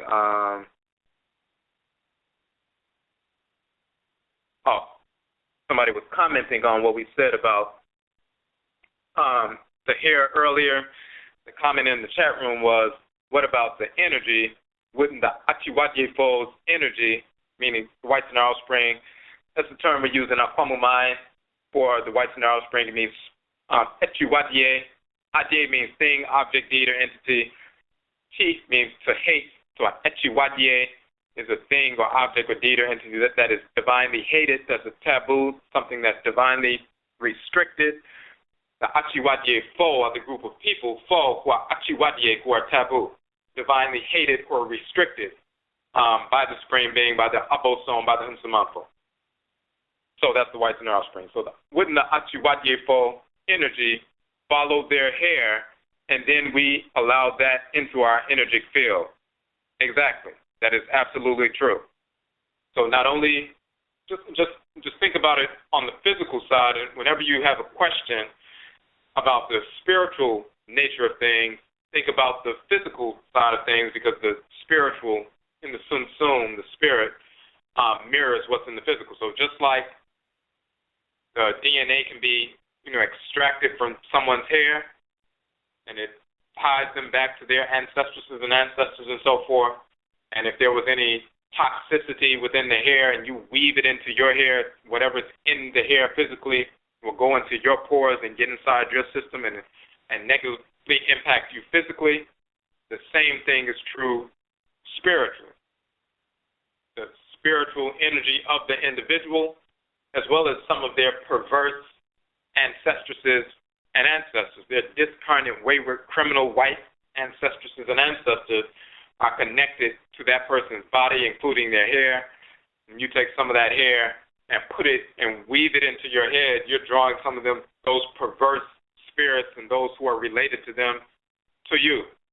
So the kinds of ideas, thoughts, intentions, actions, lustful ideas, malicious ideas that you develop, self-hating ideas that you have about yourself and other black people, sometimes these are simply these discarnate entities feeding you that information because they're hanging around you, your auric egg, basically, in your auric orbit, because you brought them in. You haven't repelled them. You've actually drawn them in. So now they're affecting the way you think and operate. So that's a very important point. Appreciate that point being made. Okay, and someone said in the chat room, the lower the income bracket, the bolder the ignorance or foolishness, because there is nothing to lose. In some respects, that's accurate. But then remember what we said when we looked at this list from the National Newspaper Publishers Association when they're talking about the $1.1 trillion of purchasing power. And remember they said African Americans make more shopping trips than all other groups, but spend less money per trip. African Americans in higher income brackets also spend 300% more in higher end retail groceries more than any other high income household. Now for example, there are 400 individuals, 400 families in America, billionaires. They have more wealth, those 400, than all black people in America combined. But black people in a higher income bracket are spending 300% more money in higher end retail groceries than these white individuals. Once we get a little bit of money, we're going to spend all of our money to make ourselves feel like we're doing something. We're going to go to the Achiwadifo who have been oppressing us on a regular basis and say, well, we're going to shop with them. We're not just talking about, well, we're going to buy something of higher quality. Everybody knows what's really going on. When people use that excuse, of course, you're going to get things that are of good quality and so forth, but you know the difference between something of high quality that has a certain price and something that has a high price, not because it's high quality, but simply because it has the name of a specific individual or group that has some kind of, status created by the whites and their offspring. You know what you're doing, and you make yourself feel good by purchasing things that have certain designers' names, or, well, I can afford this. I'm different from some lower income people in my ethnic group. I feel better about myself because I'm in a higher bracket and I'm doing things they can't do. People know inside what they're doing, and people on the outside know what they're doing. So they can say all along that, well, I'm just trying to purchase things, that are sturdy and are long-lasting and they have some value. that's not all individuals are doing. If they were just doing that, then they would seek out those things that are valued, that are sturdy, that are strong, that are, really have some value, but they wouldn't be going towards spending thousands of dollars, sometimes hundreds of dollars. Spending hundreds of dollars on Jordans has nothing to do with value. It has nothing to do with, getting the best product possible. It's brainwashed Negroes supporting somebody who hates black people, Michael Jordan, who worships the whites in their offspring, but he's going to bleed the poorest people in our community because he understands their ignorance, and they're going to line up and even fight over shoes just because his name is on them. And somebody else, some Chinese manufacturer, could manufacture the exact same shoe, and it's a fake, or it just looks similar, and it has a similar image. It's exactly as sturdy or superior, or even coming out of some of the same factory, without the label Nike on it, without the name Jordan on it. It's just as superior quality as the so-called Jordan is, but it may be $30 and the Jordans are $200 or more, and the Negro will buy the $200 or more. But then you also have individuals who are, they'll go to Bed Bath & Beyond and spend, $500 on sheets just because they want to feel like they're spending, a lot of money, on sheets or a comforter. Spend $1,000 on a set of comforters. So, our people are insane across the board when we embrace this nonsense. Okay, so just want to scroll up. I want to make sure we didn't miss anything here. Okay, so there was a question. Hold on one second. Sometimes the list of questions get pushed back very quickly, and I don't want to overlook. The list of questions in the chat room gets pushed down really quickly. I don't want to overlook what's going on with that. So hold on one second. Someone said, what about socioeconomics? In a sense, what we're talking about with regard to OKOM, starving the beast, the OKOM method, what we're doing is similar in that sense. It's a method of circulating, recirculating, reallocating resources in our community. Number one, starving the beast, but then the method we want to use is to target specific businesses, infuse them with capital, and go to the next business, infuse them with capital, and as they expand their offering, stabilize themselves, hire people in the community, then they can also invest in the next business as well, and we begin to circulate in that fashion. But it's all based on our ancestral values. It's not enough to just have, anybody can have an economic strategy where they say, well, we're going to shift funds from here to here. But if you don't embrace our ancestral values, it doesn't work. And of course, this is why we have not been doing that. Every year, these charts come out, these statistics come out, these analytics come out, talking about the purchasing power of black people.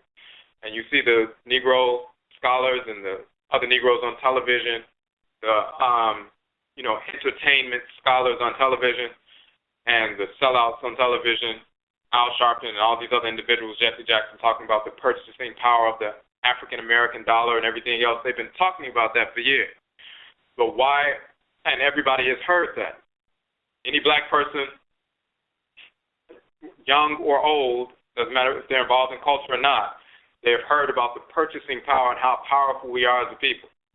And all they do is flip it and say, well, we're going to make these corporations respect us, and if they don't respect us, we're going to hold our dollars back from them. Number one, we don't end up doing that. But number two, the idea that once the statistics come out, and they say we have $1.1 trillion in purchasing power, the first thing the Negro says, and the only thing the Negro will say, because they're proxies for the whites and their offspring, is we're going to make these white people respect us so that we can make them take our money. And when they take our money, we're going to make them respect us. But the key is we're going to make them accept our money the way we want them to accept our money, as opposed to saying, we have $1.1 trillion. We have enough money in our community. We're not even talking about higher-end people, even half of that, even one-third of it coming from lower-income individuals. We have enough money in our community just spent on Arizona tea and cigarettes, alcohol, fake hair, Jordans, and other things that we absolutely do not need at all and can do without immediately. We're not talking about essentials. We're not talking about regular food and, bottled water and, bread and things like that and beans and rice and stuff like that. We're talking about things that you absolutely do not need. Just from that, from the poorest in the community, we have enough money in every poor community to establish schools, healing centers, publishing companies, everything we need. The mindset is the key. So I want to scroll up real quick, and it looks like the chat room is recalibrating real quick. All right. It said it was reconnecting to the server. So it looks like it's back on.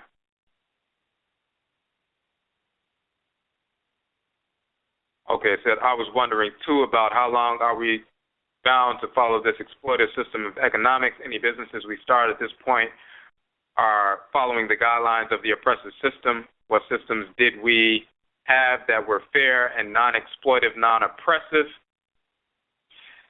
And it says it's not helpful to our cause fight to be financially self-sufficient when we have Negroes who never want to see other black people, specific black folks, be successful and prosperous from within our own communities, by our own hands. Right, so the key is, and again, when we talk about these kinds of things, we're not talking about mass unification of a mindset. That is a trick in and of itself. We don't have to, and we don't need to, and we don't strive towards 100% of our people all being on the same page. That's not happening at the same time, and it's not necessary. When you're ill, it is the immune system, lymphatic system, that wages war. Even if the other systems are not fighting necessarily, as long as you have those waging war, then once they complete that process and kill those cancer cells, the rest of the systems will benefit. You don't need every single black person on the same page. Connect with the individuals who are on the same page, and it's enough individuals who are on the same page, a minority, a very small minority, but that small minority is enough to transform our condition as a whole. Okufo Yao, or Warrior Yao, called Nat Turner, and other individuals waging war and slaughtering the whites and their offspring, that's a minority, but it was enough to transform and strike fear into the hearts of the whites and their offspring all across the country, to the point where they were forced, after multiple insurrections, forced into the position of abolition and eventually emancipation. They feared what we would continue to do. It didn't take 100% of our people engaging in that process. A small handful of people can transform our reality. The people who are already on the same page, that's all we need. That's why we said even just some of the individuals on your Facebook page, everybody on your Facebook friends list is not, down with that kind of thing. Sometimes you just add people just to add people. But, for example, we have individuals on our Afuraitkaitnit.com site. We have hundreds of individuals there. We have over 1,000 subscribers on YouTube, and we have a couple of thousand people on Facebook or whatever. A percentage of those individuals is enough. And a percentage of the people connected on your networks, not the whole 100%, not even 10%, but the small percentage from your networks and ours combined, we have a couple of thousand people. That's all you need. A couple of thousand people giving, 2,000 people giving $10, starving the beast of $10 on a weekly basis, and spending the exact same money. It's not where you're going out to generate an additional $10 and now you're giving that to these black businesses. Using the money you're already spending, starve the beast, take that $10 and give it to the black organization or entrepreneur. 2,000 people doing that, that's a $20,000 infusion of cash in one business. That will support that business and sustain it and allow it to expand over the course of next 6 to 12 months. Then going the next week, and another business is expanded with $20,000 in capital. The next week, $20,000 in capital in the next business, and so forth throughout the course of the year. We're going to hit 52 businesses, 52 black businesses, all receive $20,000. We can say that at the end of the year. Who else is doing that? Even the people who are talking about economics all day long, every day, and they point to, well, we gave $20,000 to this business. Next week we gave $20,000 to this business. The next week we gave $20,000. The next week, and they can show you 52 businesses that received a $20,000 infusion of cash, and they weren't burdened with a great deal of regulations and red tape from banks and everything else. They received the funds so they can expand their services to the community. Nobody is doing that right now. They're just talking a lot of nonsense. We have to lay the foundation culturally so people get back in harmony with their own Nsamanfo, their own Akra, their soul, their divine consciousness, know what their function in creation is, know who to connect with, who not to connect with, reject false ideologies, false religions, false pseudo-spiritualities, and so forth, get back in harmony with who they are, who they came into the world to be. And then you'll be naturally inclined to support your own and see what's valuable and what's not valuable, what products and services are valuable and what's not valuable, what's based on what's inside your own crowd, what's inside your own soul, what you're inclined towards and what you are disinclined from. And once you get in alignment with that, then you automatically move towards supporting the people that need to be supported. So, okay, so I want to make sure I didn't miss sections. Oh, and the question somebody asked about what systems did we have that were fair, non-exploitive, non-oppressive. So sometimes people will talk about, well, the problem is capitalism, and what we need to do is engage in socialism, or black people started socialism, and, the whites and our offspring stole socialism, and we really need to get back to African socialism. In reality, it's neither one of those. Neither one of those are the key, and neither one of them, in reality, is the problem. The key is we need to get back to our own culture. We have our own systems of governance, but we also have our own systems of trade and commerce. Even when people engage in capitalism in and of itself, that's a way of doing things. But it has nothing to do with the individuals. It's the people that's the problem. The whites and their offspring are spirits of disorder. So if they utilize capitalism, they're going to utilize it in a criminal way. If they utilize socialism, they're going to utilize it in a criminal way. No system that you create is going to make them fair and equitable. It doesn't matter what you create. And on the reverse side, when black people are forced into these various systems, when we operate according to who we are, if you have a business, you're not going to oppress people. If you operated based on capitalism because you were raised in a society and you're operating in that fashion or within that system, you may be utilizing that system, but you're not going to utilize it to oppress people. We're not, for example, a good example, some people will talk about culture and they'll write books and do a number of speeches and preach and do different things like that. And the next thing you know, they're charging thousands of dollars. I remember listening to somebody talking about the base price is $2,700 to come out and speak. And then if you want to, some additional, time and stuff is going to cost more money. You have other individuals who they have books and things like that, or they have radio shows or whatever they have, things on Ustream, whatever it is, products. They're not giving anything away for free, even though they can, but they're not. And they begin to fleece people. They like, the only way I'll come out, you have to give me $1,500 to come out and speak for a couple of hours. The only way I'm coming out, you're going to have to pay me $4,000. I remember one individual was talking about, well, we charge $4,000 to do a presentation, to speak.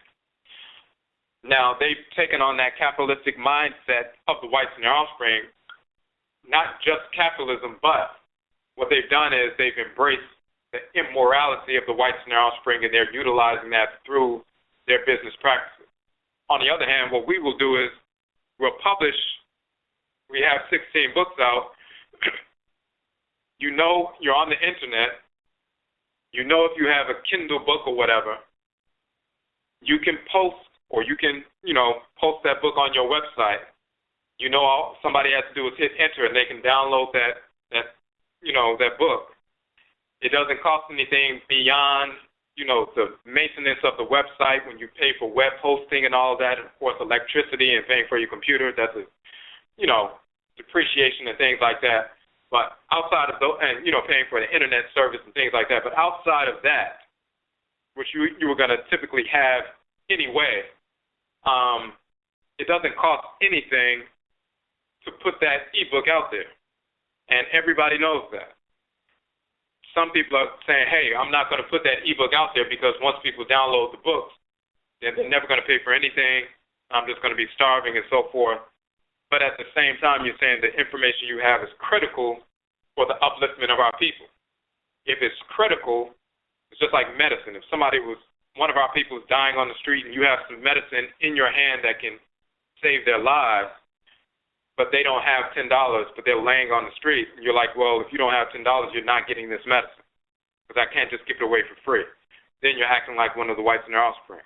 So we may be operating in a capitalistic structure, but we will put all of our books, and we've done that, for free online.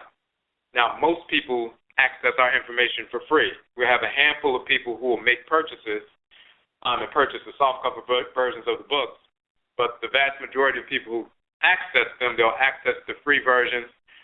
We have thousands of downloads, and we appreciate that because the information is getting out. The information is real. We can't put a price or ransom on teaching our people that Jesus never existed. And if you don't have $10, you can't learn that Jesus never existed. While the whites in their offspring are giving away free Qurans and Bibles and everything else every day and indoctrinating our people on a daily basis. So the key is you can operate within a so-called socialist society if you're born and raised in such a society or born and raised in a capitalist society.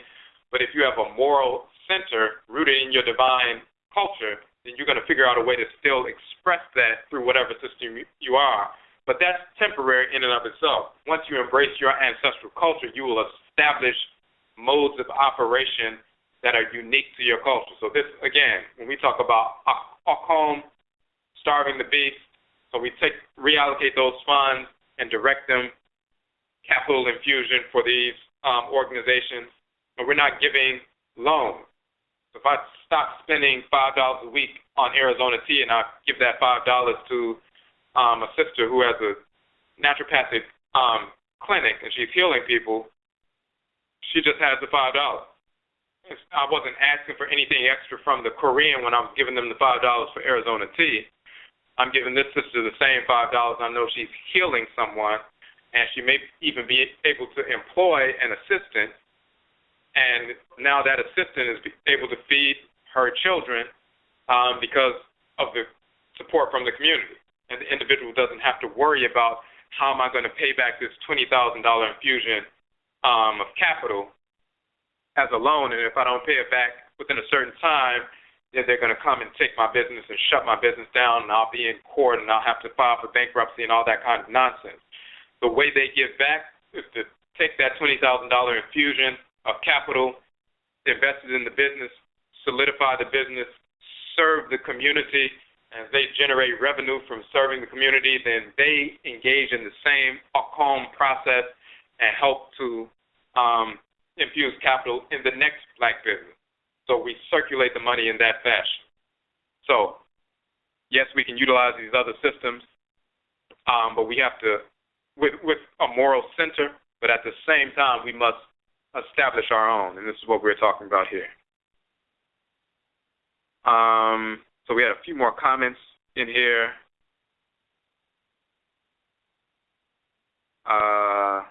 Just want to make sure it wasn't a question. I see it was a little conversation going back and forth in the chat room, which is good. All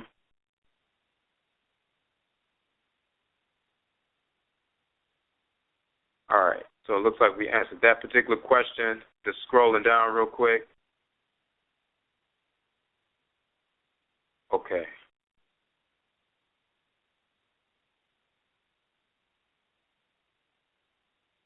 All right. Okay. It looks like, okay, that was just a conversation. So it wasn't a question in that section. All right. So, hold on one second because something is frozen right now. We are trying to,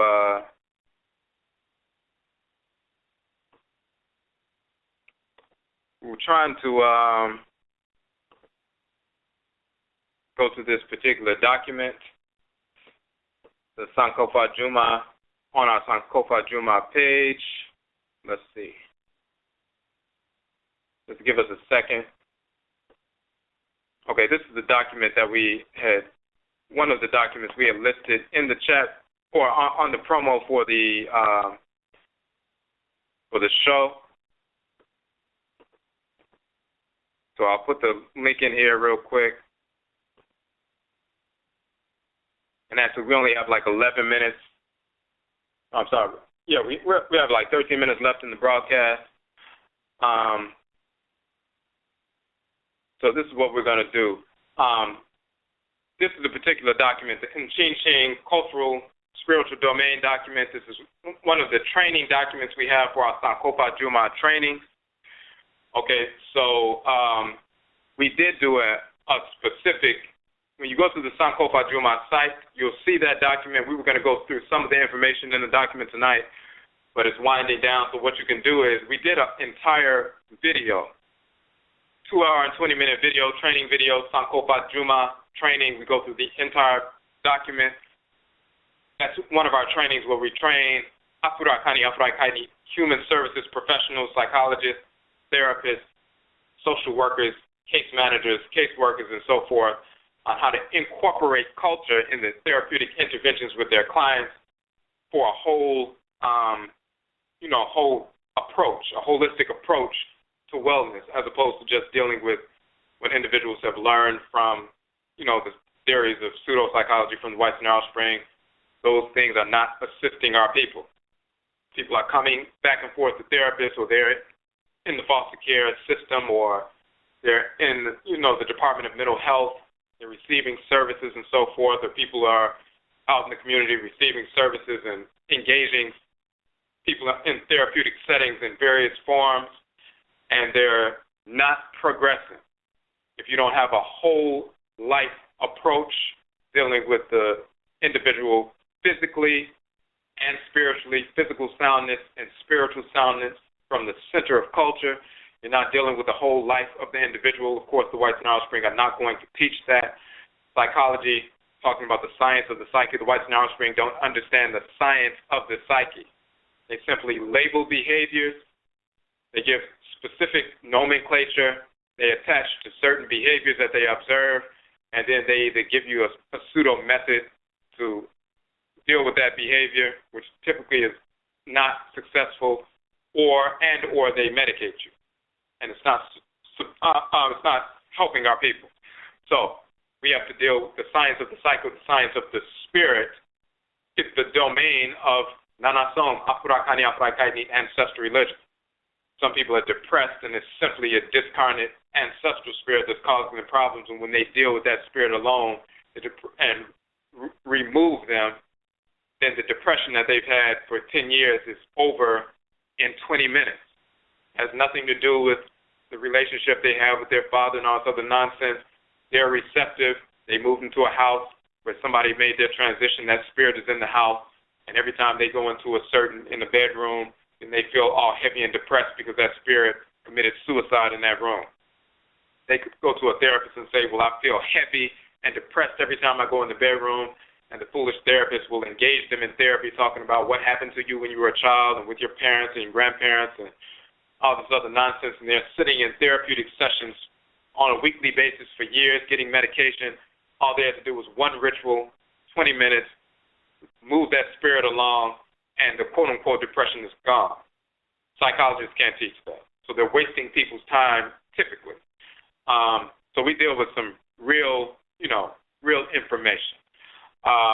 But how to, deal with a person on a holistic level, physical soundness, spiritual soundness from the center of culture. The Sankofa Juma training, You can download that when you go to the Sankofa on my website. You can see that video. You can watch it. You can download the training documents as well. And this is just an example of the kind of training that we do. So, but in that document, one of the training documents, the teaching document, we covered some of these things with regard to spiritually, mentally, why do our people reject themselves and how to overcome that. And we have the Nkwamua Whole Life Journal, which is basically a manual not only for the therapist or the social worker or the case manager or the teacher or the individual who are just working with youth or working with individuals, people you come in contact with, but it's also something we give to the consumer, the client as well. Because when they read that Nkwamua Whole Life Journal, they learn about natural health, they learn about trustery, they learn about positive inherited cultural values as we convey them in a specific fashion, and we have an Afura Whole Life Interventions therapeutic model, a manner in which we convey this information to people who have never been introduced to anything African. They think it's ignorant, inferior, they hate it, and so forth.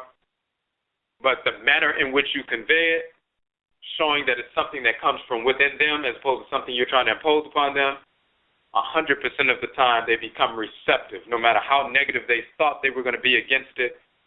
Once you give it to them in a certain fashion, and this is what the Afura Whole Life Interventions model teaches, then they grasp it. Whether they're young people, older people, whether they're so-called at risk, whether they're developmentally delayed to a certain extent, and they'll say, well, these people can't really learn, and this is why they were in special education classes, and they're never going to amount to anything. All that nonsense, that's some nonsense. So you can check that out in detail. We were going to go through some of the parts of the document, but when you go through that video, check that video out. It goes through that information in detail, dealing with the manner in which we've been directed away from ourselves spiritually, culturally, and this is why we engage in self-destructive behavior, including not supporting business and commerce within the community, and the way we reverse that. So we have 7 minutes left in the broadcast. If you want to listen beyond 11 o'clock, and we're not going to do too much overtime, maybe a couple of minutes, but you have about 5 minutes to call in, 657-383-0635. For those who are in the chat room or listening online, the broadcast cuts off at 11. But if you call in, you can still listen beyond 11 if you are on the phone by 11 o'clock. So the call-in number is 657-383-0635, and you can listen on the phone. You have about 5 minutes and 20 seconds to call in. All right, we have a question, a caller. We're going to take this caller.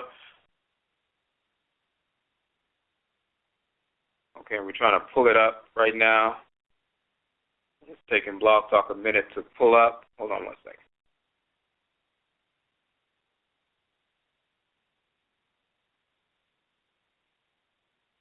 Okay, we're trying to, it's just loading, and let's see if we can reboot it right quick and see if that works. Try to get the caller online. So just give us a second.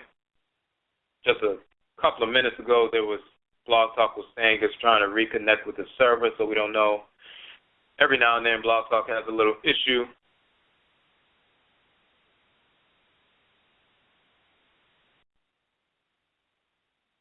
Okay, so for those who are on the phone line, looks like we got pushed off with Blog Talk, so let me see if we can get it back together. Give us a second.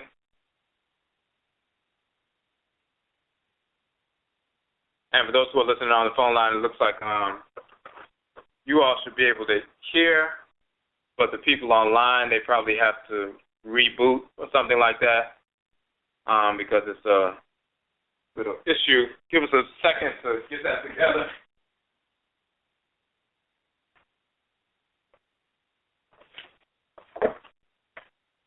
Okay, so it looks like it's coming back up.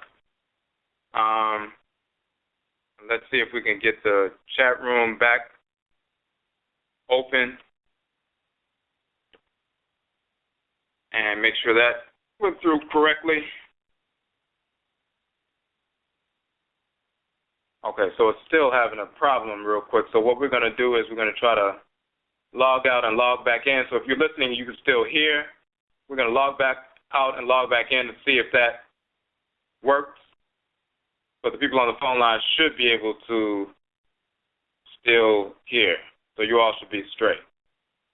So just give us a second to log back out and log back in and see if that works out.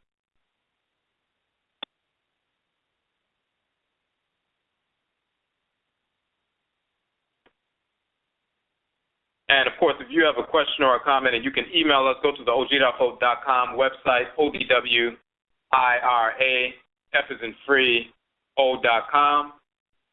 And, of course, you can, submit your questions and so forth. Question about this broadcast or any of the other broadcasts. All right, so we're going back in to see if this can pull up once again.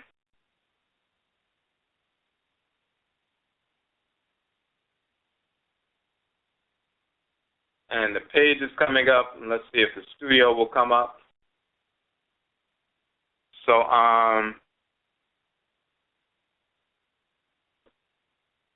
okay, studio came back up. I'm going to see if we can open the chat room back up real quick.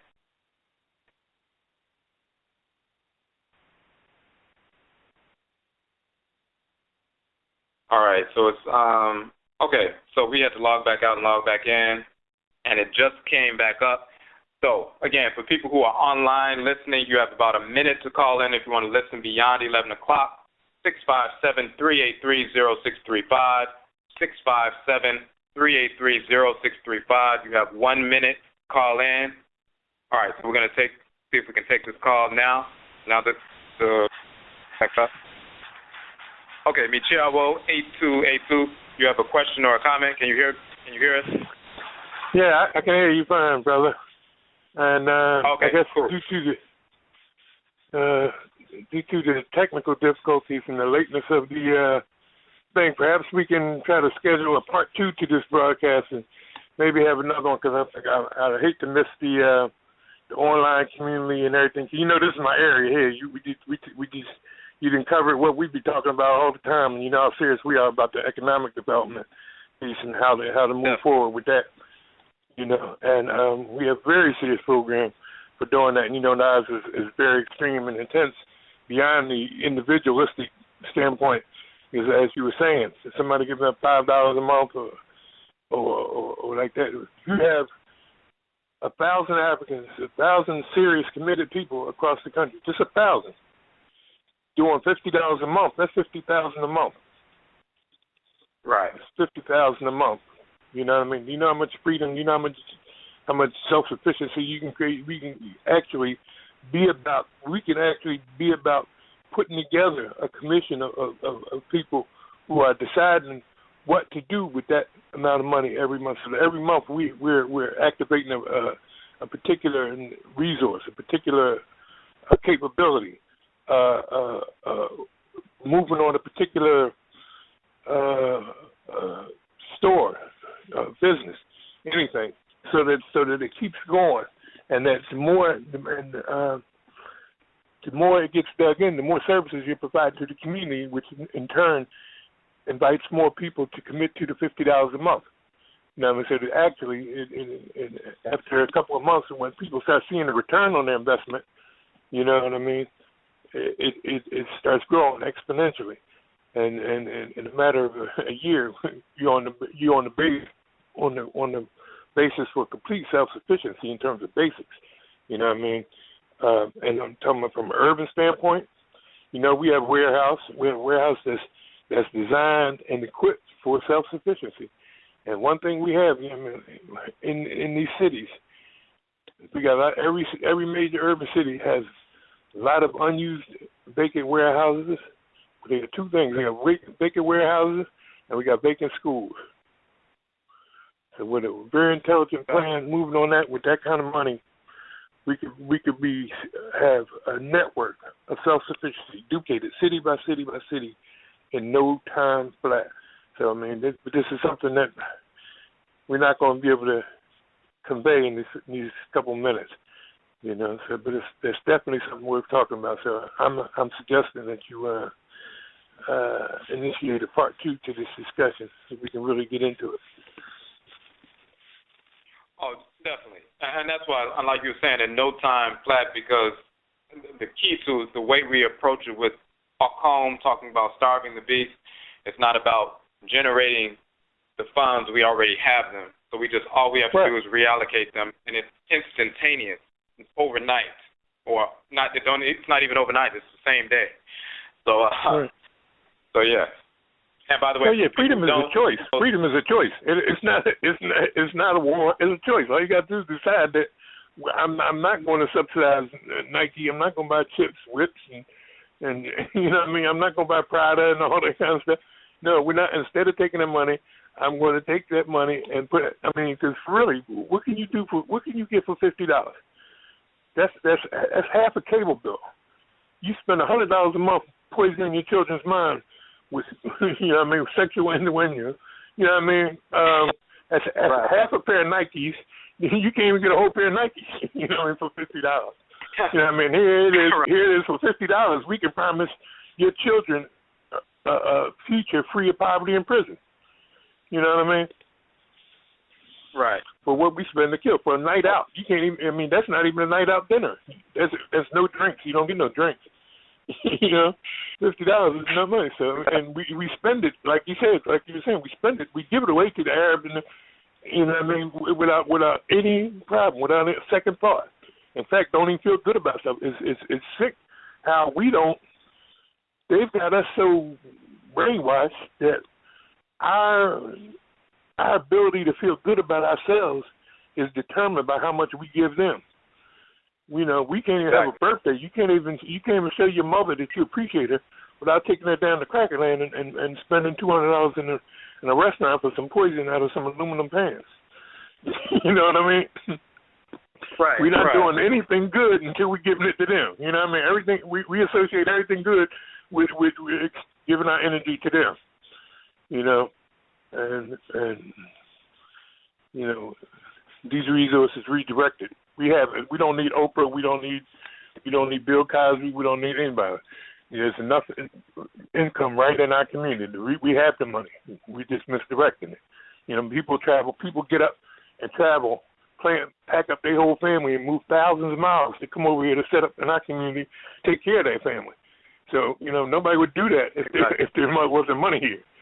You know what I mean? The Dominicans travel thousands of miles. The Koreans, everybody travels thousands of miles to set up in our community. So you can't tell me the money's not here. You know, the resources are here. We're just not intelligent. You know, we're just not using it intelligently, and we're misled and misinformed with this. You know, like you were talking about the $1 trillion income, but that $1 trillion income means nothing if you don't have anywhere to take it. If you can't take it anywhere to benefit yourself, you know what I mean? It's like the football players and the rap singers and stuff. They don't care about giving them that money because they don't have any. They know they can't take it nowhere but back to them. You know, exactly. They spend it right back next day. Exactly. Yeah. Yeah. So like I said, appreciate that. I don't want to. You know, I don't know how many people we're losing on the 11 o'clock thing, but this is serious. You didn't get to a real good point. You got a real good audience. Time for us to sit down and have the serious discussion as to how to make something like that work. You know what I mean? Because we need to activate certain things, and certain things will keep exploding into other things. That's to get the foundation facility going in D.C. You know what I mean? Because I need to call you. We need to talk sometime this week now because my the prison thing is blowing up. I got people calling me. I mean, they want. You know, they need books sent in. You know what I mean? And so it's not always a situation where we can generate the revenue selling the books. Sometimes something has to be developed to pay for those books so that we can have a book in every hotel room and every prison cell, just like the crackers giving away them Bibles and them Qurans everywhere. We got to put those things out, exactly. And this thing is happening. So you know we got to make sure this demand is met. You know what I mean? And then Right. we have something for them when they come home. So it's time for us to sit down and have that conversation on how to institute that program immediately. You know what I mean? Oh. And we are going to have a part two, and we appreciate that, all that good information. This is Baba Shango Wande. For those who don't know, so when we mentioned Baba Shango with the Our Black Comeback Center in Philadelphia, and if you listen to the previous broadcast archive, you'll see he was one of the guests. So you can listen to that entire show and learn about the institution that they have in Philly. I'm on right Facebook, Race First TV. You know, I'm Race First TV. A lot of people know me on Facebook as Race First TV, and I be terrorizing on certain issues very steadfast. But this is something very serious, and it's something that we can do that doesn't require any major anything. You know what I mean? It's just a choice. You know? Right. And we can get about the business being free. We could be, and of course my suggestion is to move towards self-sufficiency. You know, those things that cover the basics. You cover your basics first, and then you consolidate and expand. And then you duplicate it. You can do this across the country very easily. You know what I mean? Because like I said, black folks is just looking for a fight they can win. You know what I mean? Like I said, and as Kwesi explained, it doesn't take a lot. But those who are sitting home feeling like they're helpless and alone, when they see these things, the right energy will come and push this forward. Now, it doesn't require everybody, but we'll definitely get enough. When we have enough right now, just on who's espousing this, who's talking it, if we can get 5% of them to walk it, we got enough to do it right now. So exactly. Set it up, man. No, we appreciate that. May I say. Appreciate those comments. Good ideas. And we are going to have that part two to go into more detail and also to show people what has been done, what has been done since this broadcast when we have the next broadcast. So people can see things are actually moving. So, I think we appreciate that. Yes, sir. We appreciate you. Oh, may I say. Okay. Good. All right. So we have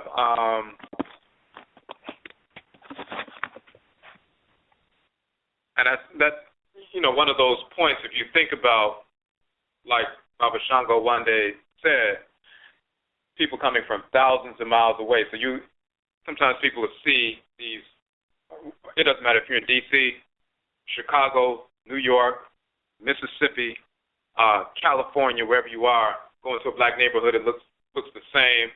You see these Koreans and Arabs and so forth in little dirty stores behind bulletproof glass windows, fighting with the customers very often on a daily basis, antagonistic and everything else.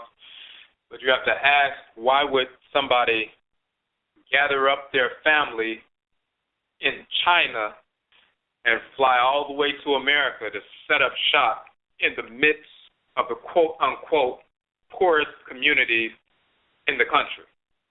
To stand behind bulletproof glass every day for 10 hours or 12 hours, why would they go through all of that? Because obviously there is, some resources in the community. We're spending millions of dollars on the lottery, millions of dollars on all kinds of things that we absolutely do not need. So all we have to do, like Shango Wande said, is a choice. It's reallocation, which happens in a nanosecond. If somebody is wondering why, how come black people are not coming together to do certain things, we don't wonder about the vast majority of those people who have the same mindset. If you're sitting down, for example, drinking Arizona tea and wondering what you could possibly do to assist, look at what's in your hand and say, I'm never going to buy that again. Every time I think about spending that, it becomes intuitive to take that money and invest it in one of these businesses. What we're going to do through the OKOM, Star of the Beast for Economic Development, we're going to send out we're going to post in the Afuraitkaitnit.ning.com group, so you can join that group if you're not already a member. We will post links to those businesses and which businesses we'll start out targeting for capital investment immediately. We're going to do that tonight. You can go to the site, you can check it out, and you begin to support the business. We can do this on a weekly basis, and that's just one aspect of that OKOM Starve the Beast. We have other aspects as well. One of the projects is, however, to assist a black business on a weekly basis. So each week there will be a new business that will be assisted. It doesn't mean you can't support the business beyond that. It doesn't mean you can only have to give $5. You can give. You look in your own situation, look at the funds that you are spending, and look at the things you spend on a daily basis, weekly basis, monthly basis, or whatever, and make an assessment. What things am I purchasing, giving money towards that are absolutely unnecessarily enriching the whites and their offspring, the Odwirafo, the spirits of disorder that I do not need and have absolutely no business wasting money on, whether it's, gum or whatever it is. It can be all kinds of things. And simply reallocate those resources, starve that white beast, and give that money to a brother or a sister.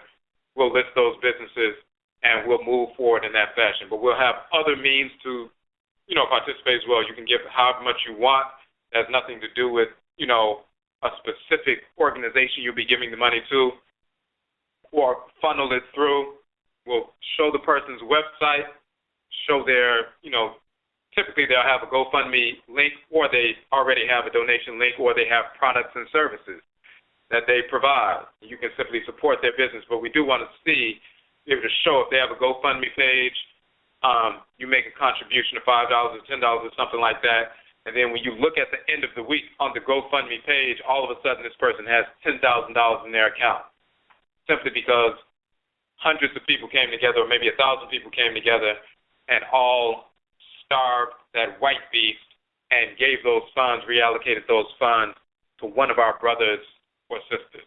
So join the Afuraitkaitnit.ning.com social media network. That's our private social media network that we own, that we pay for, that's separate from Facebook. You can create a profile. Of course, we have discussions, blogs, post videos. Every time a new book comes out, we put that up there. Every time a broadcast comes out, we alert everybody on the site, everything that's coming up. So join that network, and we will have a specific forum set aside specifically for this endeavor, for this OKOM, economic development program. So, okay. We got one more call, and then we'll be done because it's actually 11:15. Okay, Michiawo, number 6277. Got a question or a comment? What's up? What's up? Okay, I wasn't sure if it was me or not. Actually, I didn't realize I had pushed it on. I think I pushed it to let you know that you were still being heard earlier, and that we could still see you online. But I listened, I've been listening in, but I do have a comment now. Okay. And I really appreciate Brother Baba Shangawande calling in and saying what he said, because it just reminded me that I don't know if I've spoken to you recently about the Tawan Tawan Abibi Mine African Tiny House Village project that we're heading up here in Austin to reinsert and to reinsert and maintain, a black presence especially in East Austin. Of course I'm from Chicago, but I live here in Austin now, and East Austin has been severely gentrified over the last. I guess the process here was very quick. It only took like 4 or 5 years for the East Austin historically black community to become predominantly white almost overnight. And then, of course, being outpriced from housing, the very stores you're talking about that we shouldn't be patronizing that were in the neighborhood, but were the only stores in the neighborhood for miles. Like, there's no grocery stores, of course, so you go to the corner stores to get things, especially on the spur of the moment. And while those stores might be owned by Arabs or Pakistani or just non-African people, they were pretty much your only resort, especially at the last minute. Not saying that that's ever an excuse, but just to emphasize how we go from those stores and at least having some affordability to them are now totally unaffordable because of the gentrification that's gone on in our communities, especially here. And so with the Tawantawana BB Mine African Village Tiny House Project, we are targeting specific lots of land in East Austin to purchase and put a series of different types of tiny houses on so that we can bring black folks, and specifically our artisans and our scholars, back into the community, or keep them in the community very affordably in a closed community where we are, self-sufficient, but while still being in the city. Austin has a unique environment where you can, be in an area and it looks totally urban and all, quote-unquote industrial and commercial and everything, and then you can turn a corner and you'll swear you just, landed in the country within a matter of a block or two. And so this is the type of area we're looking at and getting a lot of land. And like I said, and having a couple of tiny houses up front that are on the outside of, the village aspect of it, where you can, rent out on a daily, weekly, monthly basis affordably as an income generating aspect of it. But on the inside is the community with, the community gardens, the shrine houses, the places where we live, our studios, our own little, computer centers and places that black folks spend a lot of time trying to get to, traveling across the city, spending time in libraries, spending time in, other city-run and owned facilities just to, work on resumes and if you're in school, things like that, just trying to better yourself and just operate on a daily basis. We need to have that right inside our own little community, and we plan to. And we hope to pull folks who want, black folks who are really serious about restoring and building black self-sufficiency, and from a very organic, African-centered perspective. And we don't want no Christians in there. I don't want no Muslims in there. I'm sorry, brothers and sisters. And we don't want no knuckleheads. This is, we don't want brothers and sisters who claim that they're, African-centered, they're down with their blackness, they want to support and be black and build up a black nation, but then they got, a white partner. Oh, so, definitely. Yeah. Right. Not having that. Not having that. Do you have did you update the, as far as, I know you have the Tiwan page on the site, but did you add that information to it? Actually, no, it's actually, we have there's a Facebook page set up called Tawan Abibiman. Okay, and it's connected to my my personal Facebook page. And my computer went to sleep, so I wanted to pull it up and And but if you and I can spell. Let's see. The chat room is still up, and I believe I can still type in it. So let me just type it there. Because even if we're offline, but also, still be able to see it. Also, email it to me because you're one of the people on the list that we will be targeting, like all the businesses that we listed on the list, all the individuals who came on the show, and then of course there will be more people as well. But on a weekly basis, all the people, you'll be one of those people. So each week we target a different business, you'll be one of them. So send me that email, and we'll put the list on the Ning site. We'll put it on Facebook as well, but we are going to put it on the Ning site as well, so that people would know and people will be able to track and see the development of what's, how people are being assisted through this process. But definitely send me that, because we're going to put that together and send it out tomorrow. Yeah, definitely for that. And, because at some point, we have a lot of folks here who are capable and able to help us, create and build this community once we get the land. At the same time, it's always helpful to have other folks who are experts in or want to learn about, going off the grid, aspects of going off the grid. Digging a well obviously is really extreme and expensive and takes specialized equipment. I'm not talking about that level, and some people have plots of land already that already have wells dug. It's just a matter of, reactivating, getting the pumps repaired and so on. But we're talking about, solar power, alternative fuel,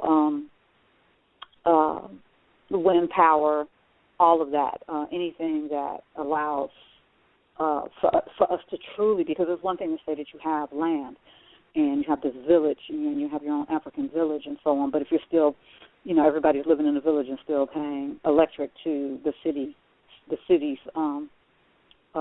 electric service, then that defeats the purpose. That's not helpful. That's not fulfilling the plan to its fullest.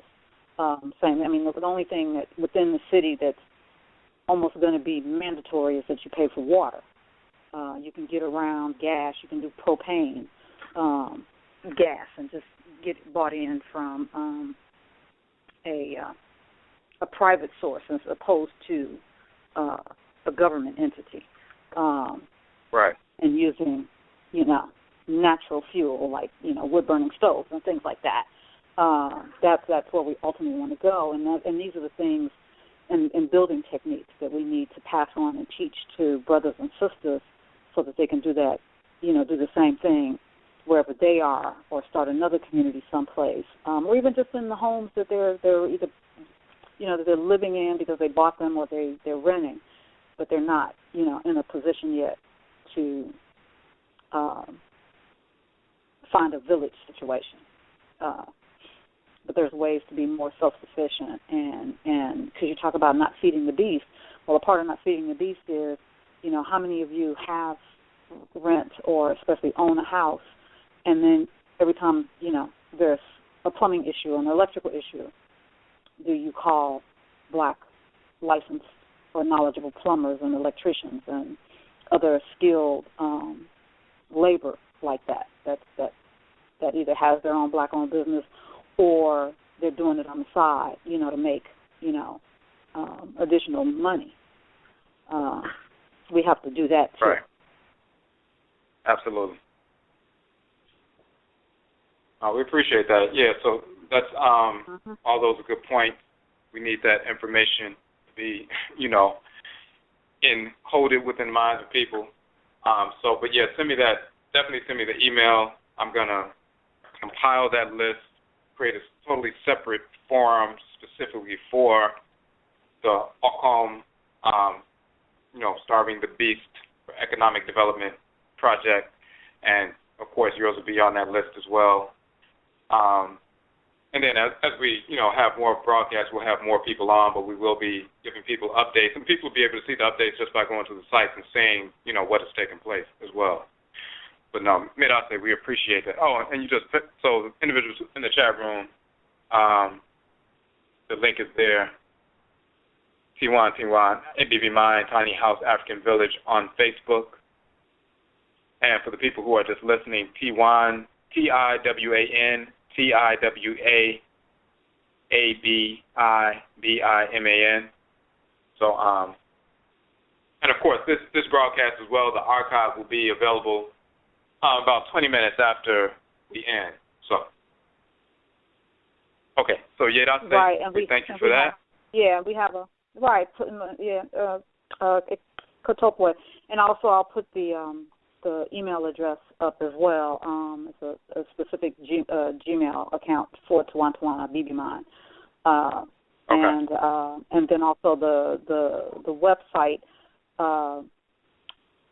that's connected to the Artisans Village is actually, this is just the transformation of that into the Artisans Collective, is the transformation of this tiny house African Village project. It's just the same thing, just in a different format. And so I'll definitely get that updated on the website, but definitely the Facebook page is probably the most, because we have like a lot of photos up there and examples of what can be done and what's possible and so on. And Madase and appreciate you for all the hard work that you do and for, the research that you do to get this information out to us and connecting your followers and listeners in this format and on the Ning site and everything. So this is not going unnoticed, and I'm gonna be the first one to help my little brother out when my situation is even more tighter and stable, but not too far off from now. So I got your back. We appreciate that. Always. We appreciate that. I'll say that. Okay. All right. Heads up. Okay. Mm-hmm. All right, heads up.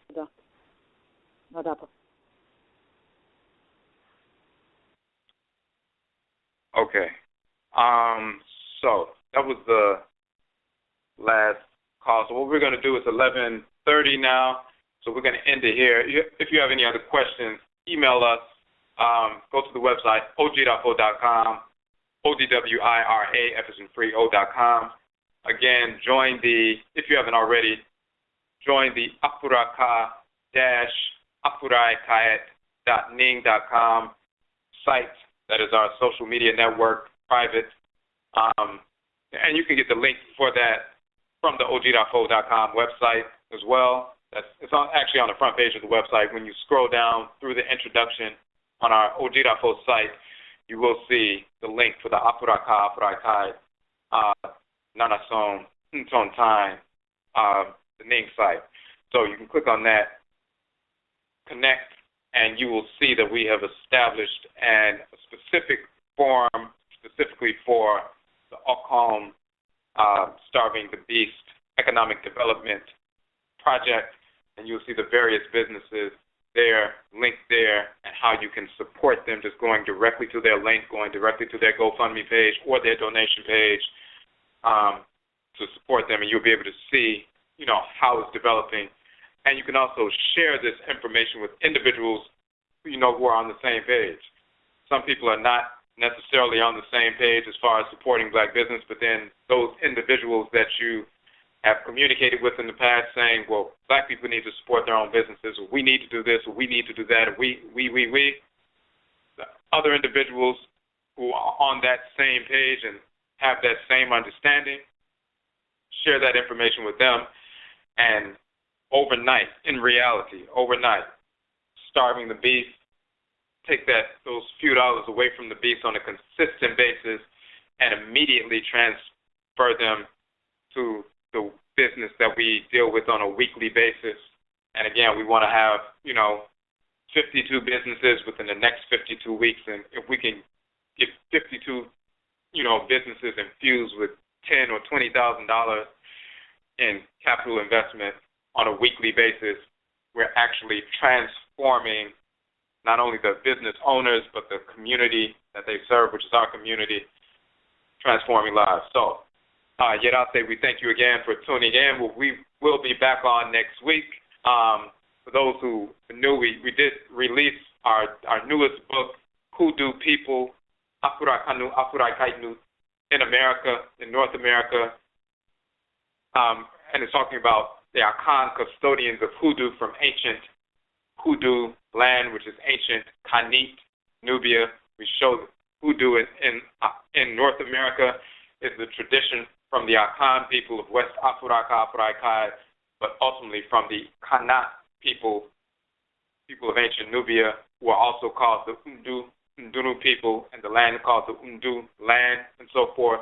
We carry the same tradition from ancient Kanit, Nubia, to West Africa, into North America. It is ancestrally inherited.